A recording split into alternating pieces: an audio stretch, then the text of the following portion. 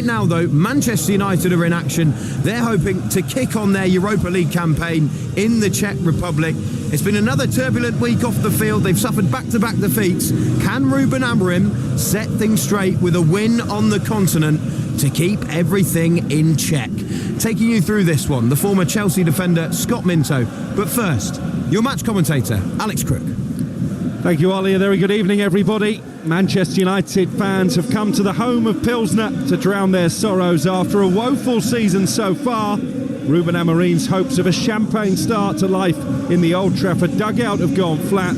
With those two successive Premier League defeats, he never before in his managerial career lost 3 in a row. Amorim is desperate to avoid that and desperate for a victory tonight to get his recently inherited team back on course for a top 8 finish to ensure their chances of going straight into the round of 16 aren't beer today, gone tomorrow. Scott Minto, this is a huge night, isn't it, for Manchester United? I'm still recovering from that joke, quickly. No, it is massive. You know, we look at the table, and this is where it's like the business end of the league table, isn't it? If they were to lose this and other teams win, then suddenly they've probably got to win their final 2 games, as simple as that. Whereas if they get that win, they can get towards that top 8, then they can just manage it. And there's no doubt about it from a playing point of view. You are thinking with such a big game of the weekend, just a little bit ahead. But right now, in these conditions, the way that Plzeň play at home, how difficult they are to beat, this is a very, very tough one. And if it's too much thinking of City ahead, then they will get hurt tonight. -1 in Plzeň tonight, according to some Talksport pundits. Marcus Rashford should be given the cold shoulder by Manchester United. He comes back into the team amongst 5 changes from that defeat in the Premier League at home to Forest on Saturday. Mazraoui, Casemiro, Malacia and Xerxes also reinstated as the Manchester United players gather in a pre-match huddle. They'll be lining up with Onana in goal, keen no doubt to bounce back from his blunder at the weekend. Mazraoui, De Ligt and Martinez in the back 3. Dalot and Malacia, the 2 wing-backs. Fernandes dropped into midfield alongside Casemiro. And then it's Ahmad, Rashford and Xerxes in attack. As for Plzeň, one name you'll be familiar with, Premier League fans, Mate Vidra, once of Watford and Burnley, is part of their starting 11. And it is Manchester United, all in white, shooting from left to right in this first half, who get us off and underway. And a big night of European action. Across the Talksport network, we've got Rangers against Tottenham, that Battle of Britain, over on Talksport. Later on this evening, already Chelsea comfortable winners in their Conference League game away from home in Astana. Can United get those 3 points on the board? It's Xerxes who gets us off and underway. Job number 1 as ever away from home in Europe will be to silence a vociferous home crowd. They've been so excited in Plzeň about the visit of United. They've even made a special edition beer. The mayor was on hand to greet the team. And they had a police escort from their hotel, despite the fact they were only staying 300 yards down the road. Manchester United, despite all their recent travails, they are still one of the biggest draws in European football. De Ligt out to Martinez. One of the big criticisms, Scott, of this back 3 so far is that they don't move the ball quickly enough. Will that be something that Amorim will be urging them to change this evening? Yeah, I think so. I think certainly in the medium to long term. I think tonight, where you touched on it, you quieten the crowd. You know, very, very loud here. Difficult conditions. It is cold. What they want to try and do, obviously, ideally, is to try and get the early goal. But even if they can't do that, just pass the ball and, keep the ball and get this crowd to be coming down a decibel or 2, because, as I say, if they are able to get the first goal, Plzeň, then they will certainly be a very difficult team to beat. Diego Dalot taking a throw deep inside the Manchester United half of the field. It's over the head of Marcus Rashford, collected on the edge of the Plzeň penalty area by their goalkeeper Martin Jedlicka. He takes his time, rolls his studs over the top of the ball and then plays it diagonally out to this near left-hand side as we look. Mazraoui into the challenge and Ahmad comes away with the ball for Manchester United, finds his captain Fernandes.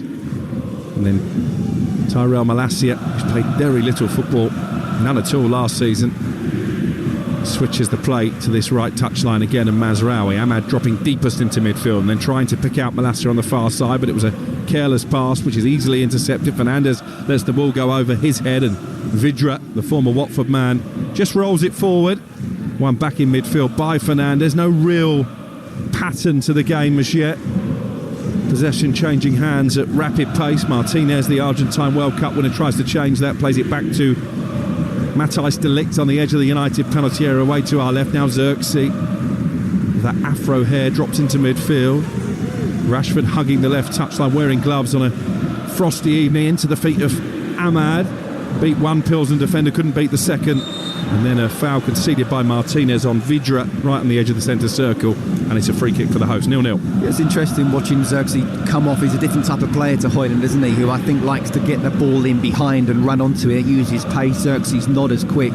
So if he is going to be dropping off, it's really important that Rashford or Ahmed are the ones who are getting in behind there. I'm really looking forward to seeing Ahmed playing inside and see if he can get on the ball and be that number 10 alongside Marcus Rashford to really make the difference, rather than be out on the wing as the wing back and wait for the ball to come to you. He's been very good already, you know, he's very, very sharp, there's no doubt about that, but I think this would be his favourite position. He had a good night, didn't he, earlier in the campaign in this competition. 2 goals against PAOK when Ruud van Nistelrooy was in charge. Amad Diallo in talks with United about extending his contract, seen very much as a key part of the Ruben Amorim rebuild, the latest rebuild that United have undergone in recent years. Here's Rashford. That's a poor touch from him. Cheaply gives the ball away in the Pilsen right back position, and then Bruno Fernandes steps in and pokes it back to Martinez to ensure that not much damage is done. I think it just shows the lack of form really that Rashford's in. It's not if he wasn't trying there, he's looking up, he's seeing what's around, but and when things are going, you can have your head up and you know exactly how to touch the ball. And there he had his head up, and it was a terrible touch, really, wasn't it, giving the ball away. The ball back on halfway with Martinez. 0-0. You're listening to Talksport 2 on this busy European night. Busy week it's been, hasn't it? Brought you Manchester City's defeat in Turin last night. Arsenal's comfortable home win over Monaco. We were with Aston Villa in Leipzig. Gabi Agbodnahor enjoying his travels on Tuesday evening. Did he get his suitcase back, by the way? I didn't know he'd lost it. Yeah, he lost it, yeah. He wasn't having British Airways at all. You can imagine he told the airport staff they were miles off it when that went missing. Here's Anana, rolls the ball out to Mazraoui, the Moroccan international, on the edge of the United area. It's all very one-paced at the moment. Casemiro forward to Xerxes. Good touch from him. Gets away from his man, Joshua Xerxes, and races towards the penalty area. He's still going here, Xerxes. Can he get a shot away? This would be a magnificent goal. In the end, he tried to cut the ball back from Marcus Rashford, and sliding in to turn it behind for a corner was Samson Duet.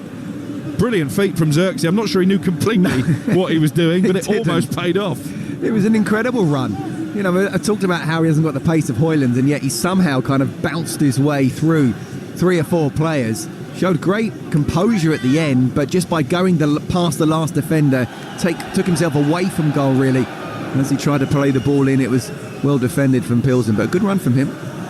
6 minutes play. Pilsen 0, Manchester United 0 in the Europa League. Amad Diallo about to take the game's first corner from this near right-hand side. The referee just delaying it being taken. Dallo and de Ligt amongst the United defenders who've been summoned forward. They've made a habit of conceding from set pieces in the past couple of matches. Could they potentially profit from one here? Diallo in the pink footwear puts his right arm in the air and then plays it in left-footed. That's a woeful delivery, cleared at the near post, out for a Manchester United throw on this near touchline. It stays goalless. Well, say what you want to say about Arsenal and the set pieces. They've shown how crucial that they can be, and when you get that chance to put the ball in the right place, you've got to beat the first man. That was a really poor corner. United dominating possession without carving out too many chances of note so far. Andre Onana, all in yellow, has come a long way off his line to get involved in the play. He's picked up the ball now inside the D on the edge of the penalty area and plays it out to the right hand side, and Mazraoui low ball into Amad Diallo. He was upended by the Pilsen captain Lucas Kalvac, and it's a free kick for United just inside their own half. This game brought to you in partnership with TNT Sports, the home of European football. And that's cheaply given away by Joshua Xerxes. And Pilsen will come forward with Lucas' serve. He's upended. And a free kick here, maybe within shooting range. Not for the first time tonight. Manchester United guilty of not looking after the ball properly, and Bruno Fernandes in trying to stop the quick counter slides in, and probably is fortunate to escape a booking. I was just about to say, he's very lucky not to get a yellow card there. He's nowhere near the ball at all. And he's just stopped an attack, and I think he knew. He looked at the referee to see if a card would come out. It didn't, but it was a really poor pass from Xerxes, first of all. You've got to look after you. Again, and we talk about that number 9. It's such a key position, especially for a club like Manchester United. If you're going to be the lone striker, you need to be able to hold the ball up and not give the ball away. That's exactly what he did. And now, I'd say they're in a really dangerous position, but a chance to stick the ball into the box. Yeah, it is too far out for a shot. And about midway inside the United half, just to the right of centre. Kalvac, the captain, is going to chip it into the penalty area. Now, has come a long way and he's missed it. I think he may even have collided with his own man, Casemiro. It came off a Pilsen head, but no real power on it. But once again, Andre Onana there, leaving his goal line, and Casemiro looks in a lot of discomfort, Scott Minto. Yeah, and the players are going to him, and he's just sort of saying, just leave me alone. But it was a ball, a difficult ball. I'm sure it would have been offside. He's absolutely kiboshed him, hasn't he, Casemiro, as he Onana, as he came flying out there. Do you know what though, Cookie? I don't mind that. I don't mind you coming out and get your own, even if you get your own player, but you've got to make sure you get the ball. You know, you want your goalkeeper to be so commanding that sometimes, you know, this type of thing can happen. Very brave from Casemiro. We know he's actually good in the air, isn't he, and can score goals with his head. Obviously trying to help out his team here. I don't mind a goalkeeper just basically coming through and scaring everybody, but you've got to get the ball, and he didn't. Casemiro down, receiving treatment, so an opportunity for me to tell you about some of the live football we've got coming your way over the next few days. Over on Talksport at 8 o'clock this evening, Rangers against Tottenham. Ange Postecoglou guaranteed of a hot reception. The former Celtic manager taking his Spurs side to Ibrox tomorrow night. Here on Talksport 2, we've got Derby against Portsmouth in the Championship. That's also an 8 o'clock kickoff on Saturday. Live on Talksport, Preston against Leeds from the Championship on 12:30 here on Talksport 2. We have Coventry Hull, 3 o'clock on Talksport 2. Our live and exclusive Premier League offering is Arsenal against Everton. 10 minutes gone here, 0-0 between Pilsen and Manchester United. Casemiro able to continue as a cross is played in from the left into the Manchester United area, and Xerxes trying to pass his way out, has only given possession back to the home team. Here is Czech Soiree coming down the left-hand side, and Mazraoui with no choice but to just run the ball out for a throw, level with his own penalty area. The thing is, these are difficult conditions, not necessarily because it's cold, although that can add to it, but the pitch is quite bobbly, so if you want to play that passing out from the back, the passes have to be absolutely spot on. We've already seen Xerxes give the ball away, where Bruno Fernandes was lucky not to get a yellow card. So again, it's one of those nights where you've got to play to the conditions. If it's on, play it, but if it's not, make sure you don't make a mistake. Pilsen manager Miroslav Kubek just come out to issue some instructions. He admitted yesterday he's a boyhood Manchester United fan, used to idolise Wayne Rooney. So a big night for him as well, as a long throw comes into the Manchester United area. Onana comes and only half punches it clear again. Very unconvincing from the goalkeeper. And it's left to Malacia to volley it clear left-footed. It's been a difficult start to the evening for Onana, fresh from that mistake at the weekend. And Pilsen coming forward again. Cross from the right-hand side, cleared by Martinez. And then Bruno Fernandes just lays it off to Malacia. Can't get out here, Manchester United. Against the team's second in the Czech league. Deep cross into their penalty area. Dalot lets it sail over his head, brings it down in the right back position, and then exchanges passes with Mazraoui. Dalot with a left-footed ball into midfield. Better there from United. Fernandes is going to try and play it long, looking for the pace of Rashford, intercepted by the Pilsen captain Kalvac, and they're back in possession down the left-hand side with Soiree. He goes long upfield. Mazraoui's going to have to deal with that aerial ball, plays it down the right wing to Dalot. Dalot back in field to Mazraoui once more. They're hunting in packs here, the Pilsen players, every time a Manchester United player is in possession. There's a red shirt in very close proximity. Good ball though from Dalot, wasn't it? Just inside to Bruno Fernandes, was able to turn on it, and he was trying to play that ball over the top, which if it had made it, Marcus Rashford would have been chasing and through on goal as well. when Xerxes just drops in, as I say, either Rashford or Ahmed need to try and go in behind, and I actually think Xerxes is more of a number 10 than a number 9 and can do well in this position, but there's a lot of number 10s that Manchester United have potentially. Dalot forward to Xerxes, holds it up neatly under pressure, tries to roll it forward for Ahmad, didn't quite find him. Fernandes keeps United on the front foot. Ahmad forward to the Portuguese. Fernandes with a pullback, cleared away on the edge of the 6-yard box, but that was a decent attack. And then Dalot, in trying to win the ball back, has just caught Suarez with the elbow. It's going to be a free kick for Pilsen in their left back position. It stays goalless. We played 13 minutes. Yeah, I wonder whether the referee's assistant has given it for a goal kick because the ball went out. And why didn't he just do that straight away? But look, it's been a decent start from United. First of all, they haven't conceded. Second of all, they have had most of the possession. They haven't created too many chances, but they've been the better of the two sides so far. As I say, it is only just coming up to 15 minutes on the clock, but so far so good. Ball played forward by the Pilsen goalkeeper Jedlicka. One back by Casemiro, has been dragged to the ground. So it's a free kick for Manchester United, just on the edge of the centre circle. Casemiro doesn't seem to be feeling any ill effects to that challenge from his own goalkeeper Onana that left him down in a heap inside the area. The 5 times Champions League winner. Did once score here actually in a 5-1 victory for Real Madrid in that competition, Casemiro. He is Matthijs de Ligt, the youngest player ever to play in a Europa League final, part of the Ajax side beaten by Jose Mourinho's Manchester United back in 2017. He plays the ball forward looking for Dalot, well defended by Suarez, slides in and clears the ball for a throw. I think it shows what the pitch is like though, doesn't it? He slides in there first and it's could easily have done his knee and twisted his knee. The pitch is completely dug up. Yeah, not easy conditions at all. Coming away in Europe this time of year often has its own challenges.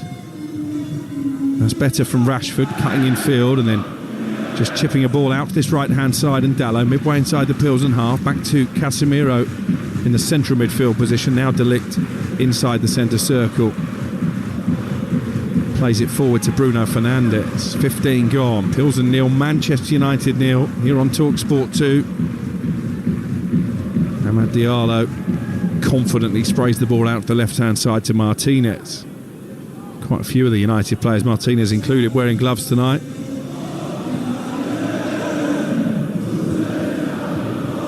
Here is Rashford attacking down the left-hand side, cuts inside on his right foot, finds Malacia, can't backheel the ball back to Rashford, so Pilsen will clear it away. Martinez should win it back for Manchester United, and then it's played against Bruno Fernandes out for a throw, and the captain shows his frustration. Yeah, just a little bit scrappy the game at the moment, isn't it? You see United trying to get on the ball but not able to really get some passes going, and again it is down to the pitch. But with Pilsen being so strong at home, I think Ruben Amorim would be pretty happy with what's happened so far. Just can they convert this possession into chances and then chances into a goal? They don't usually have problems scoring away from home in Europe, Manchester United. It's defending a lead. Even if you go back to their ill-fated Champions League campaign last season, they scored plenty of goals on the road but really struggled to win. Ended up finishing bottom of a group that included Copenhagen, which in itself is an achievement.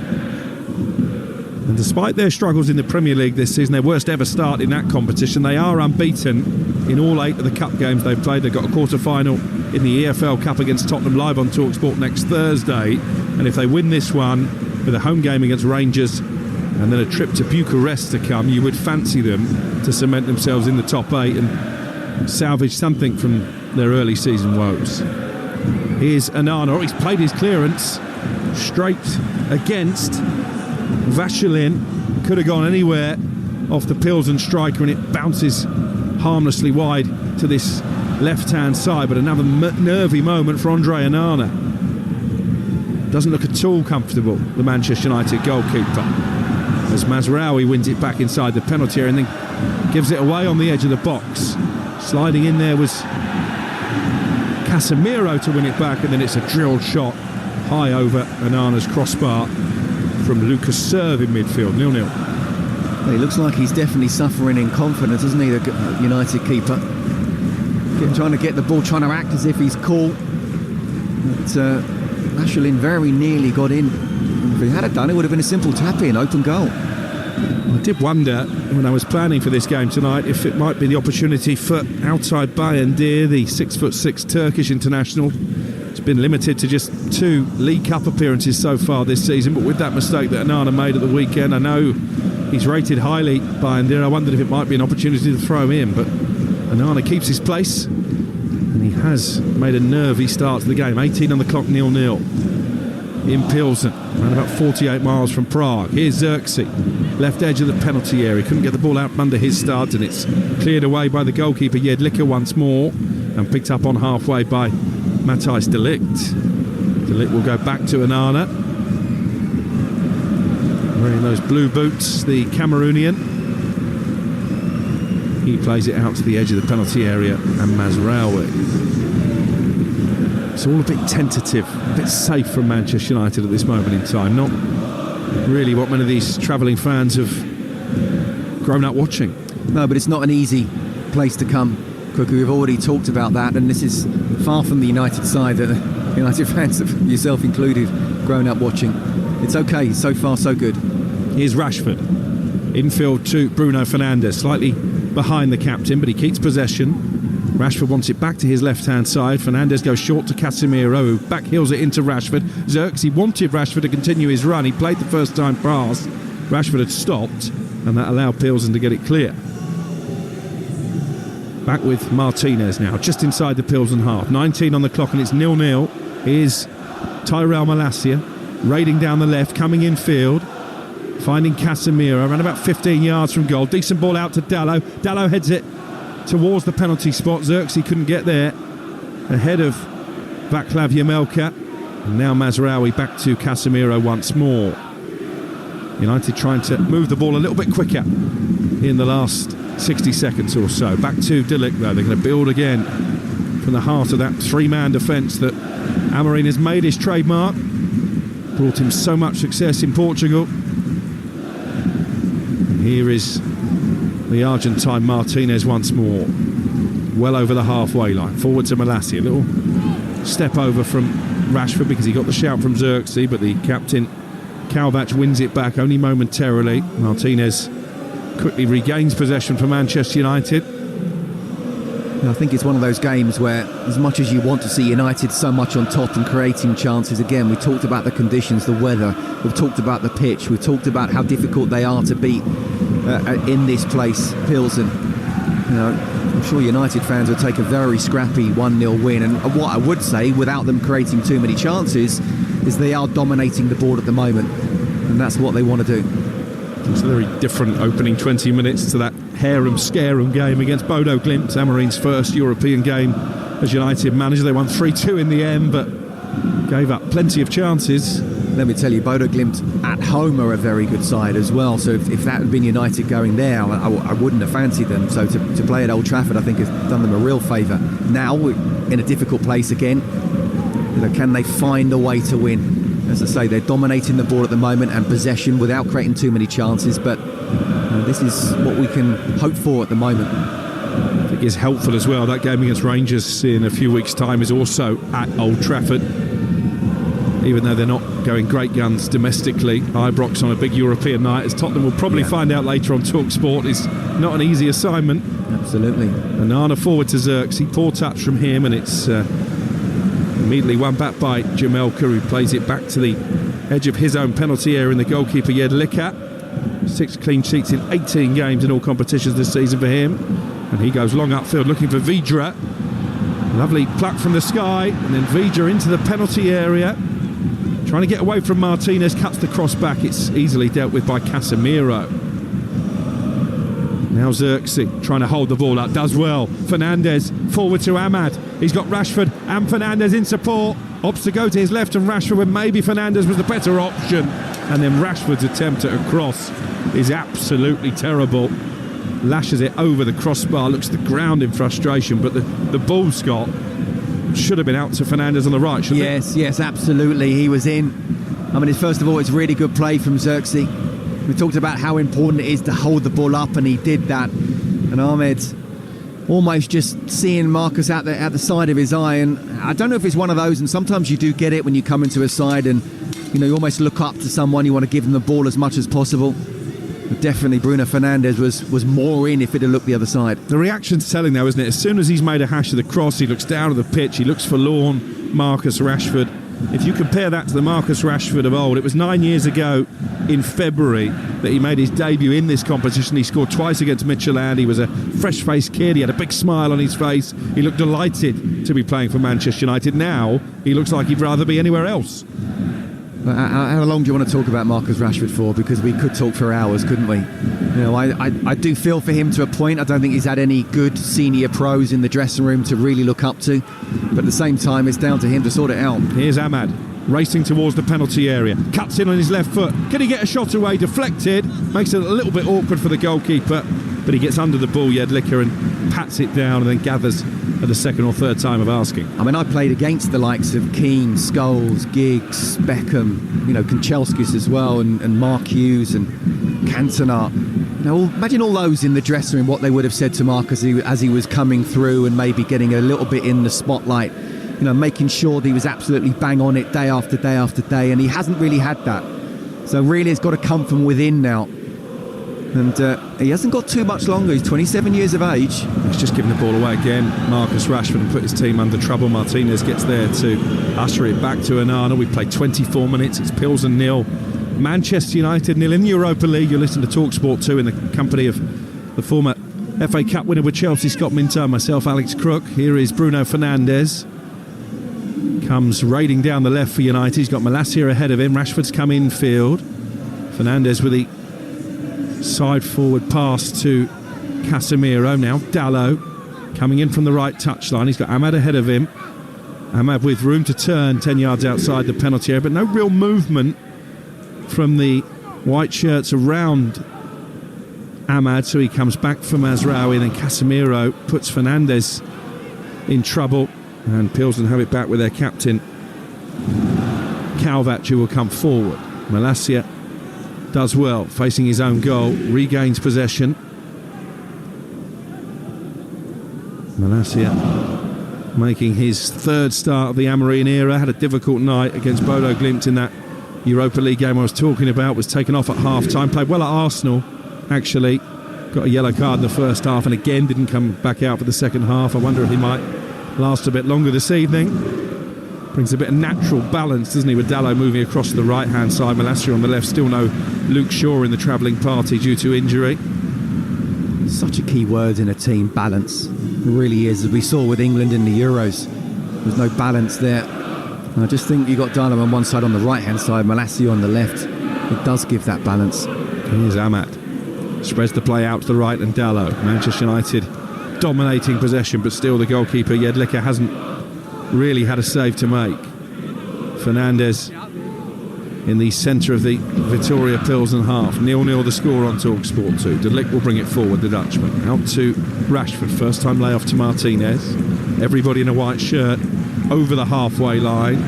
Back with De Ligt, and now Martinez looks up, and it's these sideways passes across the back three that we saw a lot against Forest at the weekend. Rashford with a little flick, gives it away again in midfield, wins it back to his credit. This time Marcus Rashford, and Ahmad leaves it for Fernandes to come sauntering forward.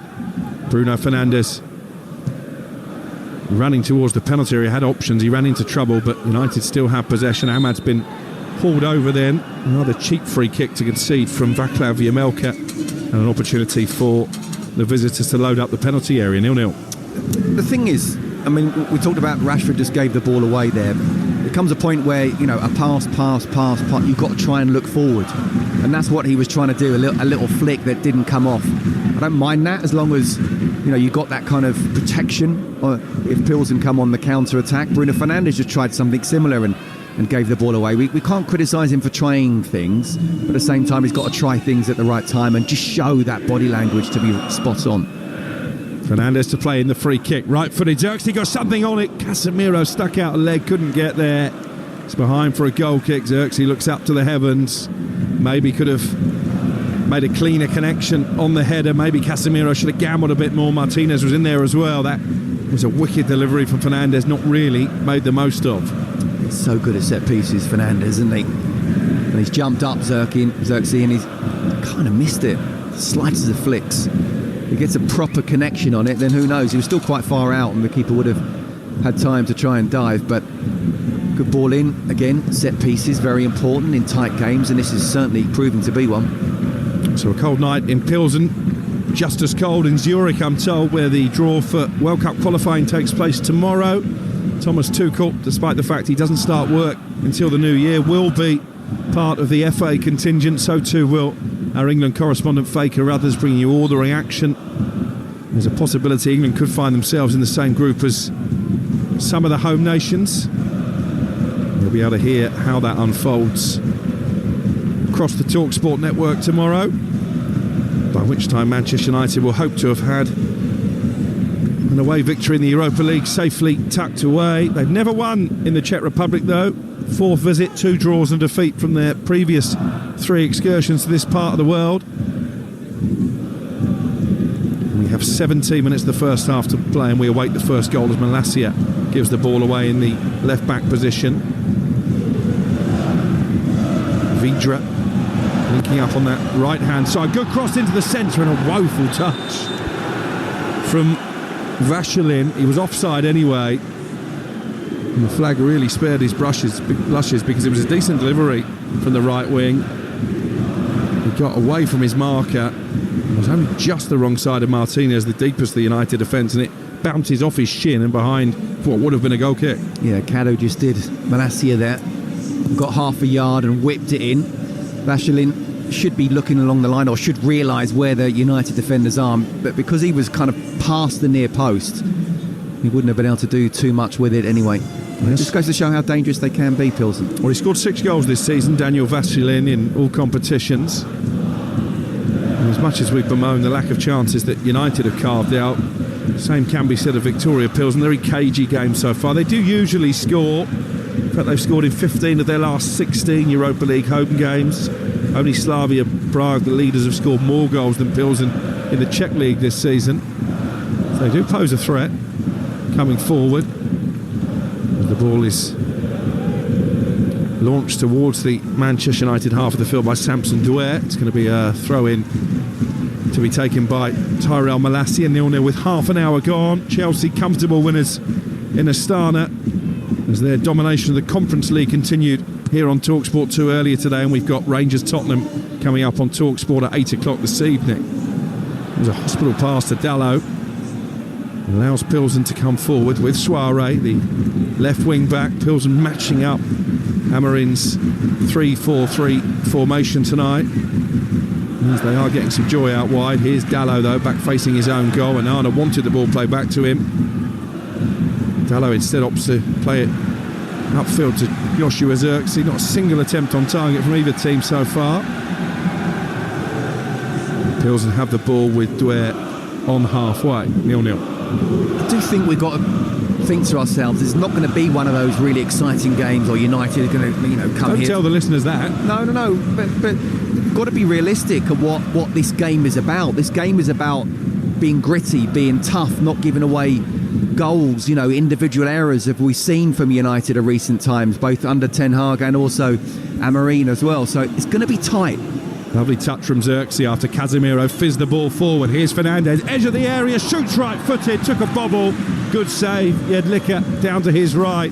That was crisp from Manchester United. A quick-fire attack, and Fernandes almost finding the bottom corner. Decent save. Yeah, and it's going to be tight, and you've got to realise that, it's a tough game. To come away with 3 points if they can would be brilliant, but that's what you want to see. Bruno Fernandes, he's acting like a captain, a leader on the pitch there, put in a great ball just a couple of minutes ago on a set piece, then finds himself running from the halfway line, runs all the way to 20 yards out. It's a really good strike, and it's a really good save as well.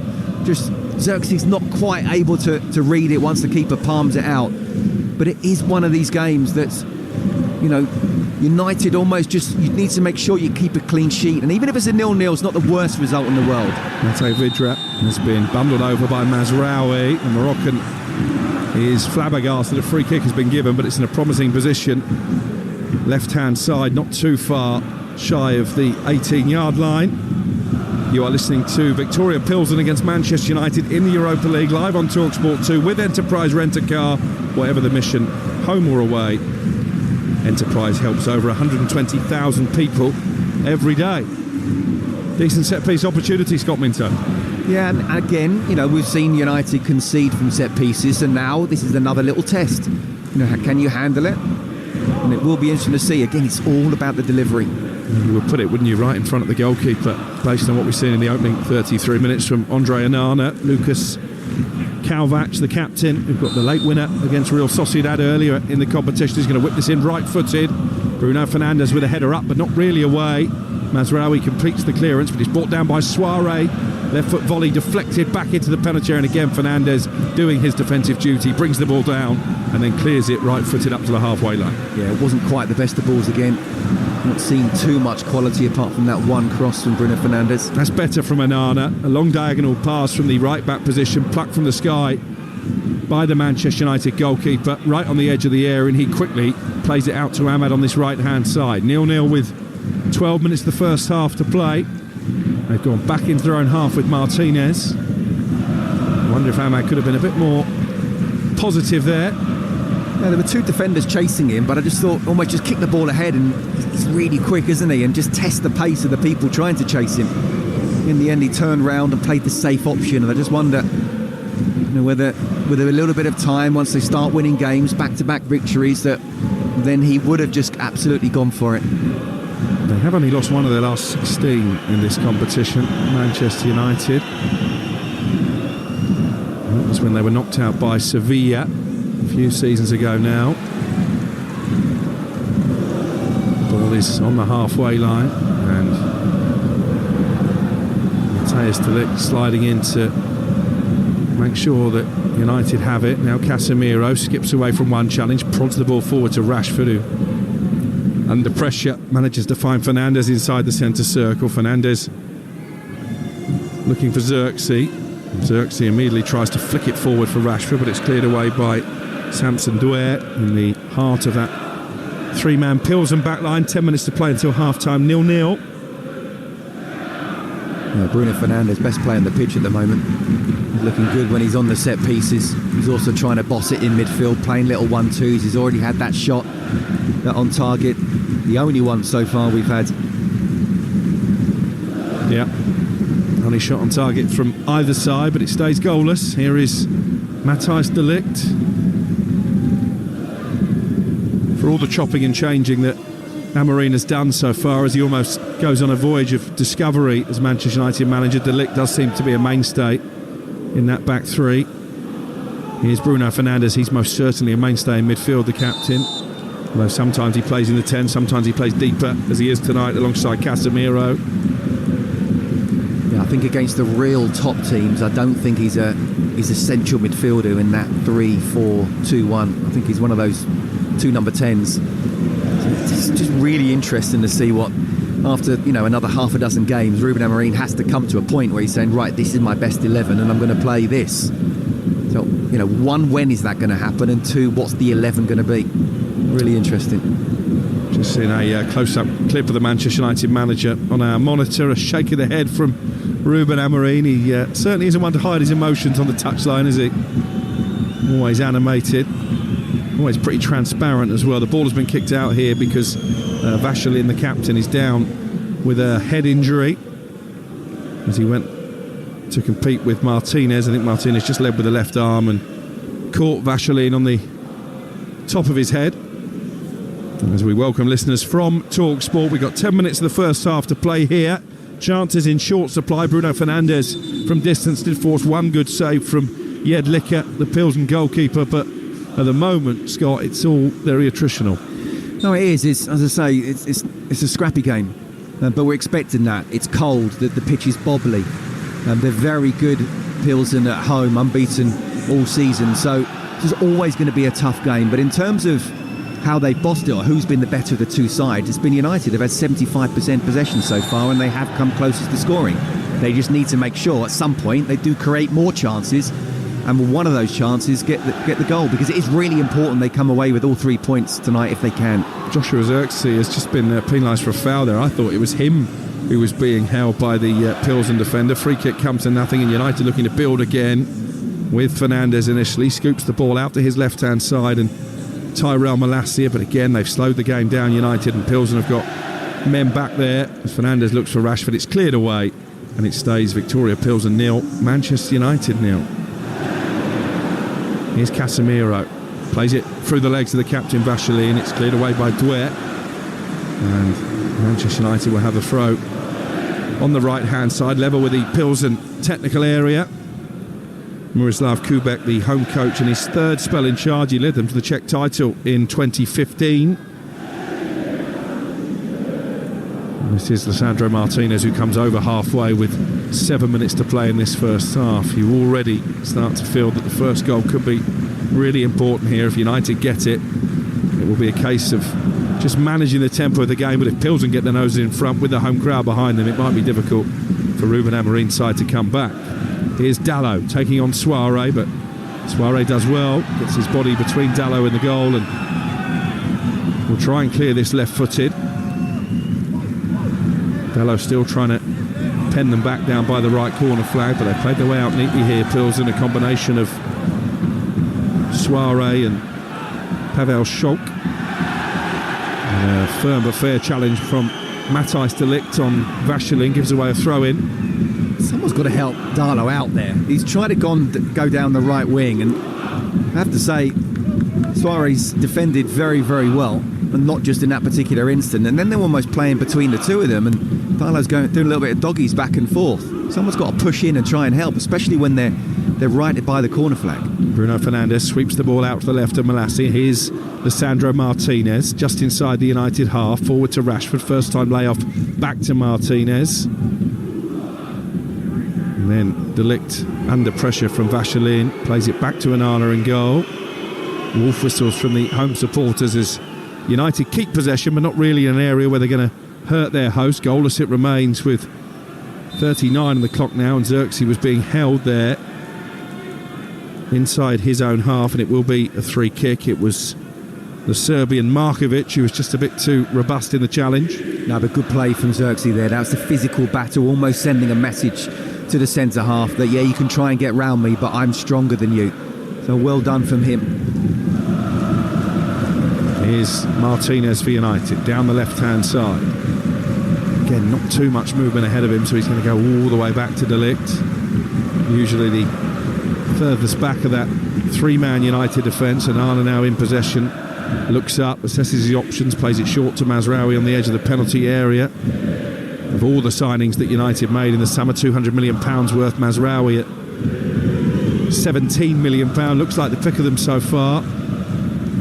So, ball with a lot of pace on it that Onana played out to Martinez. On this surface, I'm not entirely sure that's what you should be doing. Forward it goes to Joshua Xerxes, dispossessed this time by Markovic, and Pilsen have it back. And that's where Xerxes needs to be stronger. I mean, United fans will know about the guy I'm about to talk to that I played with, Mark Hughes. You play the ball up to him, and he can have two defenders hanging off him and bring the ball down and play his midfield in. When you're away from home, you've got to be stronger than that. Funnily enough, that came up on the Inside Devils YouTube show this week. You can find it on the usual Talksport platforms. Ollie Murs, our special guest, and he was bemoaning Rasmus Højlund as a number 9, not holding the ball up properly. Is that fair? No, it is fair, but I don't think he was ready. He's an incredibly talented player. He's very quick, he's strong. He didn't even hit double figures in Italy in Serie A, and you expected him, with him being so young as well, to be the number 9 for arguably the biggest club in the world, and be that focal point. The shirt for Manchester United weighs so heavy, even more so for the striker, especially if you're the lone striker. I just think I get the kind of buy for the future and, try and get them young if you can, but in that position it's so key. You have to buy for the here and now as well. A seasoned senior pro who will score goals on a regular basis as well as hold the ball up. Free kick for Pilsen, midway inside the United half. Soiré plays it into the penalty area. It flicks off a Pilsen head and behind for a goal kick. 0-0 it remains. And they spent a lot of money in him as well, didn't they? Buying for the future for, what was it, £70 million? Xerxes was half that. I don't think either of them really have shown that they can take United to where they want to be. One of the debates we had, though, if you're saying that United need a season number 9, where do they get one from? Because I think there's a reason that Arsenal haven't signed one. It's not because Mikel Arteta doesn't want to play with a striker. I think it's because they're just not out there, are there? There's a lot of talk about Victor Gyökeres. This was a player who was let go by Brighton, by the way. No, agreed. But, go back a couple of seasons and maybe Daniel Levy would never have sold Harry Kane to another team in England. But, he could have had another year and then gone on a free contract. Rashford gives the ball away again, can't hold it up on the halfway line. He is not having a good night, Marcus Rashford.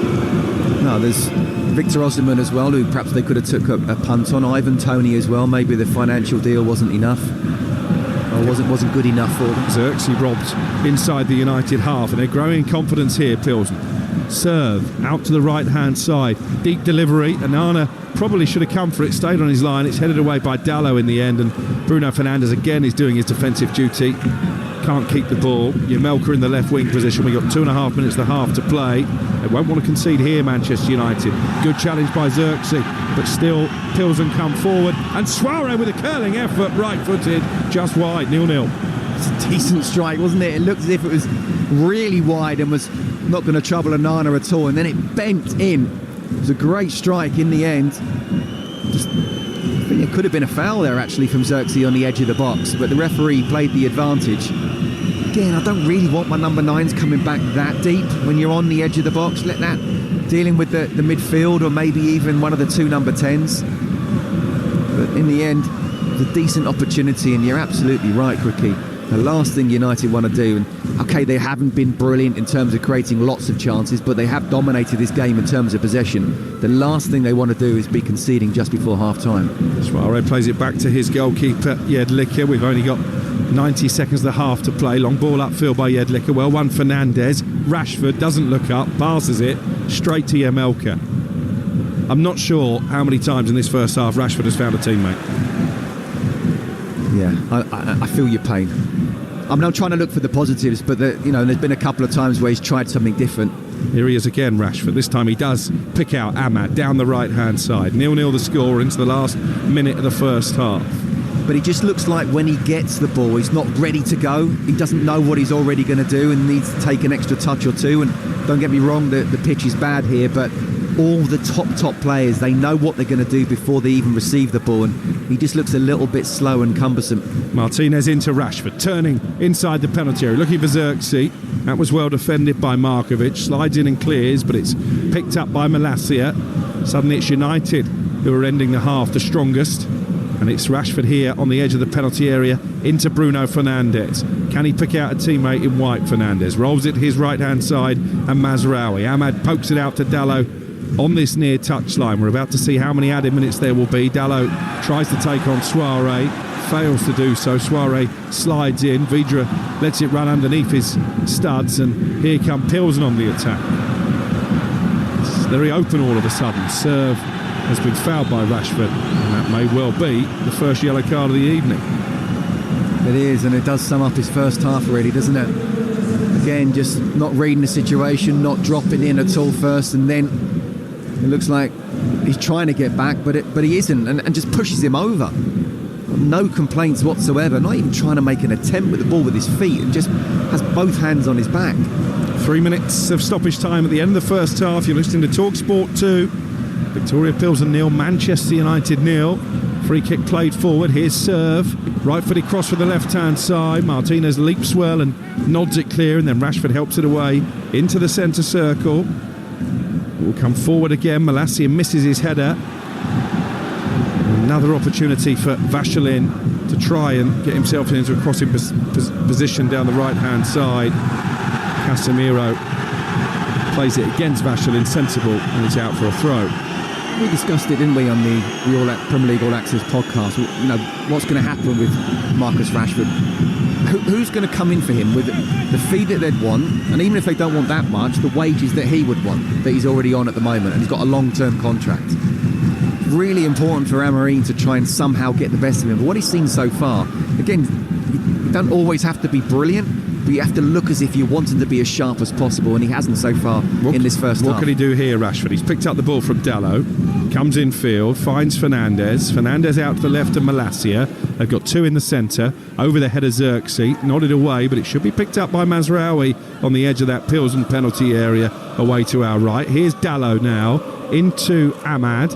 Ahmad 5 yards outside the box. He's going to switch the play to Malacia. He brings it down neatly. Again, I think he wanted Rashford to make a run ahead of him there. Rashford comes infield. Little Rabona from Fernandez. Rashford with a cross straight into the arms of the goalkeeper. You're listening to Viktoria Pilsen against Manchester United in the Europa League, live on Talksport 2 with Enterprise Rent-A-Car. Enterprise has vans of all shapes and sizes. If you've got a plan, we've got a van. I wonder what Ruben Amorim's plan will be for the second half. Yeah, I don't think he'll make any changes at half-time. He'll certainly be absolutely delighted with the clean sheet so far. But going forward, Xerxes battled hard without being brilliant. Ahmad has looked a little bit dangerous, but hasn't really done too much or been able to open his legs up. Marcus Rashford is the one. And it's such a big thing. If Amorim can somehow get the best out of Rashford, then this United side looks completely different, but I'm not so sure he can. We're on 9 points so far, Manchester United. 2 wins and 3 draws as a long-range shot comes in, as easily saved by Onana. They started this round of games in 12th place. Rangers currently occupying the final of the top 8 automatic spots, just a point ahead, so it is tight. A point wouldn't be the worst result in the world, but they would really want all 3 as the half-time whistle sounds. A fairly uneventful evening so far in Pilsen. Bruno Fernandes' effort beaten away down to his right by Martin Jedlicka, the closest either team have come to scoring. Fernandes very animated with his teammates as he makes his way off. Another 45 minutes in which Ruben Amorim, Scott, has surely been presented with more questions than answers. Well, yes, but again, I'll go back to the fact that this is a really difficult away game. It's not going to be really pretty and easy on the eye. They're going to have to win ugly here. And the clean sheet, the defensive side has been pretty decent so far. Now, how can you try and make sure that we do something a bit better going forward? And that's what he's got to try and find out. And you've already said you don't think you'll make any changes for the start of the second half. So what will the message be to the personnel that are out there? I think from a defensive point of view, just, move the ball a little bit quicker. And then if you can, Marcus Rashford, Ahmed in particular, and Xerxes, let's try and do something a little bit better going forward. Half-time here then. Manchester United 0, Viktoria Pilsen 0. Crookie, thank you very much indeed. All a bit flat in the home of Pilsner so far. Manchester United struggling to make a big impact on this game. Scott Minto, you both mentioned in commentary a difficult night so far for Marcus Rashford. What do you put it down to? Because he's in a different position than he's played so far under Ruben Amorim. He's usually been down the middle. Is he struggling in that position, or is he just miles off it tonight? Look, again, Ollie, it is a really there are really difficult conditions this evening. The pitch is really bobbly. It's very cold. They're up against a side that, doesn't seem to be very sexy. But if you actually read how well they are, how good they are at home, they're very, very strong. It's not an easy team to play against.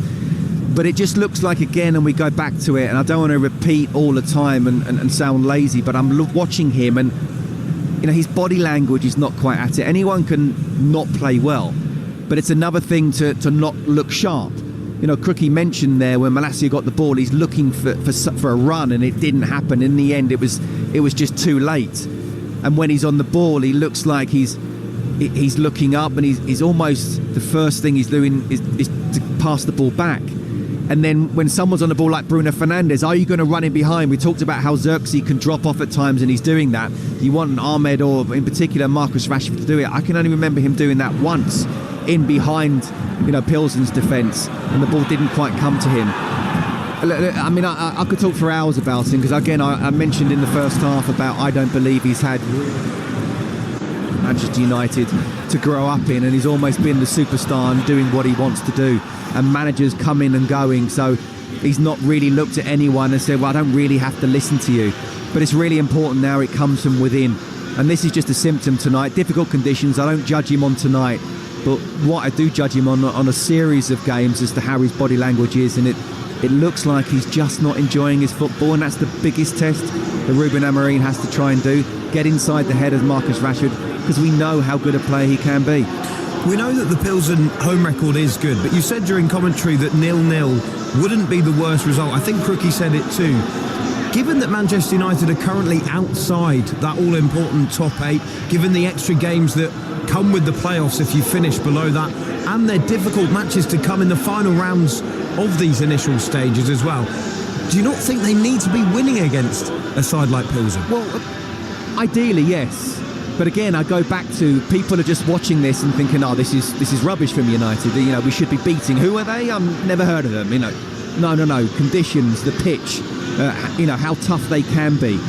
But yes, of course, you know, and you're right to talk about, you know, the 2 games they've got left where at this moment in time, you know, both teams are above them in the table. But I mean, they should be beating Rangers at home, and then they've got the Romanian champions. And one thing you don't want to do, which you are right to try and get the 3 points tonight, you don't want to go into that last game to be saying we have to go to Romania and get all 3 points. So, yes, they kind of do, but at the same time, it's easier said than done. Keep that clean sheet, and then hopefully something can happen going forward. And if it doesn't in the next 10 or 15 minutes, then yes, I'm sure that Ruben Amorim will make changes. Goalless at half-time between Viktoria Pilsen and Manchester United. This is Europa League Live. United needing a boost in the second half. That comes next here on Talksport 2. Europa League Live on Talksport 2 with Enterprise Rent-A-Car. Enterprise has vans of all shapes and sizes, so if you've got a plan, we've got a van. NFL fans, there's a new way to watch your favorite teams. Feliz Navidad. What a day for football, baby! On December the 25th at 5 p.m. GMT, the Christmas games will stream live on Netflix. And it's good! Your Christmas day will be complete with the Kansas City Chiefs versus the Pittsburgh Steelers and the Baltimore Ravens versus Houston Texans, live on Netflix. You won't want to miss it. TV Mag, free inside the sun. Grab a pen and sit down to plan all your festive fun. Oh, TV Mag, double issue size. Grandad snores through Strictly after eating 10 mince pies. Hey! You'd be crackers to spend a £5 on the Radio Times this Christmas when you can get a free TV Mag with The Sun. Get your 120-page double-issue Christmas and New Year TV Mag this Saturday in The Sun. Getting money from clients can feel like trying to wrestle honey from a grizzly bear that hasn't eaten in days, while an amorous skunk clings to your leg. Not now, Skunky. But with zero online invoice payments through Stripe and Go Cardless, you can give customers more ways to pay and keep your cash flow flowing. Soon, rather than wrestling a grizzly bear, it feels more like you're cuddling a koala bear. Aww. On a really soft sofa while watching your favourite soap. I can't believe she was his mother. The healthy business, Surge Zero with an X. Live on DAZN, December 21st, Usyk vs Fury 2. Reignited. The 2 best heavyweights on the planet will collide. For redemption, for greatness, for legacy. Get closer to Fight Night with the best viewing experience, unrivaled talent lineup, and exclusive watch-alongs on DAZN, the global home of boxing. Buy the pay-per-view with no subscription required. Usyk vs Fury 2, December 21st. Buy now at DAZN.com/boxing. The massive games. And he scored! From the superstar names. The legend that is Danny Dyer. Connected with the voices of the fans. They're the best team in the world. Drive on Talksport with 3. Listen to Andy Goldstein and Darren Bent every Friday from 4 as they showcase a hat-trick of essential weekend fixtures, connecting you to 3 of the biggest matches from across the national leagues. The Big Football Network on Talksport with 3. Football needs a big network. Keep connected to the team you love on 3. The ST50 On Talksport and Talksport 2. throughout December. Unwrap 50 fantastic live football fixtures. How big a goal is that? You know what you're getting for Christmas on Talksport, don't you? Yes, live football. Oh, what a goal! The Talksport ST50. Jingle bells, jingle balls, jingle bells. Oh, what about that? On Talksport and Talksport 2. Ho, ho, ho. Live Europa League football on Talksport 2. Drives it low across the face of goal and Ray Rangers have taken the lead, and yet again it is James Tavernier. Of course, it's a totally different kind of games. We're going to compete in that way, and it's a really nice challenge for our squads. It feels like there's a lot riding on this. You know, you're thinking about Derby-ish and its atmosphere and all the rest of it. Rangers' point of view, the spine of the club is not right. Reverse ball for Angelino, through a crowd and bundled in, and there is the equaliser, and it's Mats Hummels. Nearly 30 shots, but they couldn't put Roma away. I just think if we keep winning, we're a chance to get through, so we'll just focus on that. If Tottenham are on form and Rangers are a little bit off, it'll be difficult. But if Rangers bring their A game, really interesting game. Sure, I'll get a warm reception at Ibrox. They'll be looking forward to seeing me there.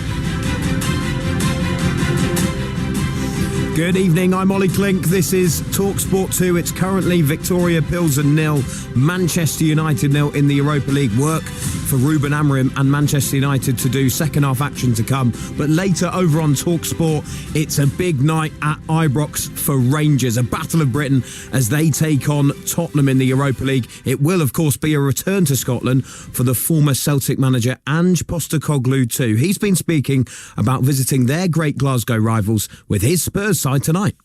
I think you know what kind of reception I'll get. I loved it. It was different experiences, mixed. I think the first one we were here, we lost, and then next one when we only had sort of 500 or 600 in the building, we won, and that was pretty special. But it's I've enjoyed all the games against Rangers, all the derbies. They're big games here in Scotland, obviously, and usually very significant games. So they're either title deciders or cup knockouts, so they're always big games, and I enjoyed them all. I enjoy the atmosphere, and like I said, European nights here. It's going to be something that you want to be a part of, and hopefully overcome. Yeah, huge game tonight for Ange Postecoglou and Tottenham. They are taking on Rangers at Ibrox. The atmosphere will, of course, be absolutely rampant in Glasgow, and you can listen to live commentary of that over on Talksport. Just download the Talksport app for free. You can swipe between the stations. All the build up from 7 o'clock with Hugh Woozencroft a bit later on, before live commentary with Stuart Pearce alongside Jim Proudfoot as well a bit later tonight. At the moment though, we are taking in the action from the Czech Republic. Manchester United needing a spark. It's goalless in their game at the moment against Viktoria Plzeň. Let's bring back in the former Benfica defender Scott Minto. Scott, I'm looking at Manchester United's bench. Christian Eriksen is on there, Alejandro Garnacho is there, Rasmus Højlund as well. There's certainly plenty of firepower. How long do you think it will be until they're introduced to this game? Yeah, you can throw in Mason Mount there as well, and Crookie and I were both slightly surprised that he didn't start, because he needs minutes, and we know that Ruben Amorim likes him a lot. There's absolutely options and different types of options on the bench. I'd say no more than 10 minutes. I mean, look, I'm saying about the conditions are difficult, and they're up against a side that is very strong at home domestically and even in this competition, but this is Manchester United we're talking about, and we've got to be careful not to compare the Manchester United team of 12 or plus years ago to here and now, and the job that Ruben Amorim's got in his hands. So far, I would say it's been C+. There hadn't been too many chances that they've conceded.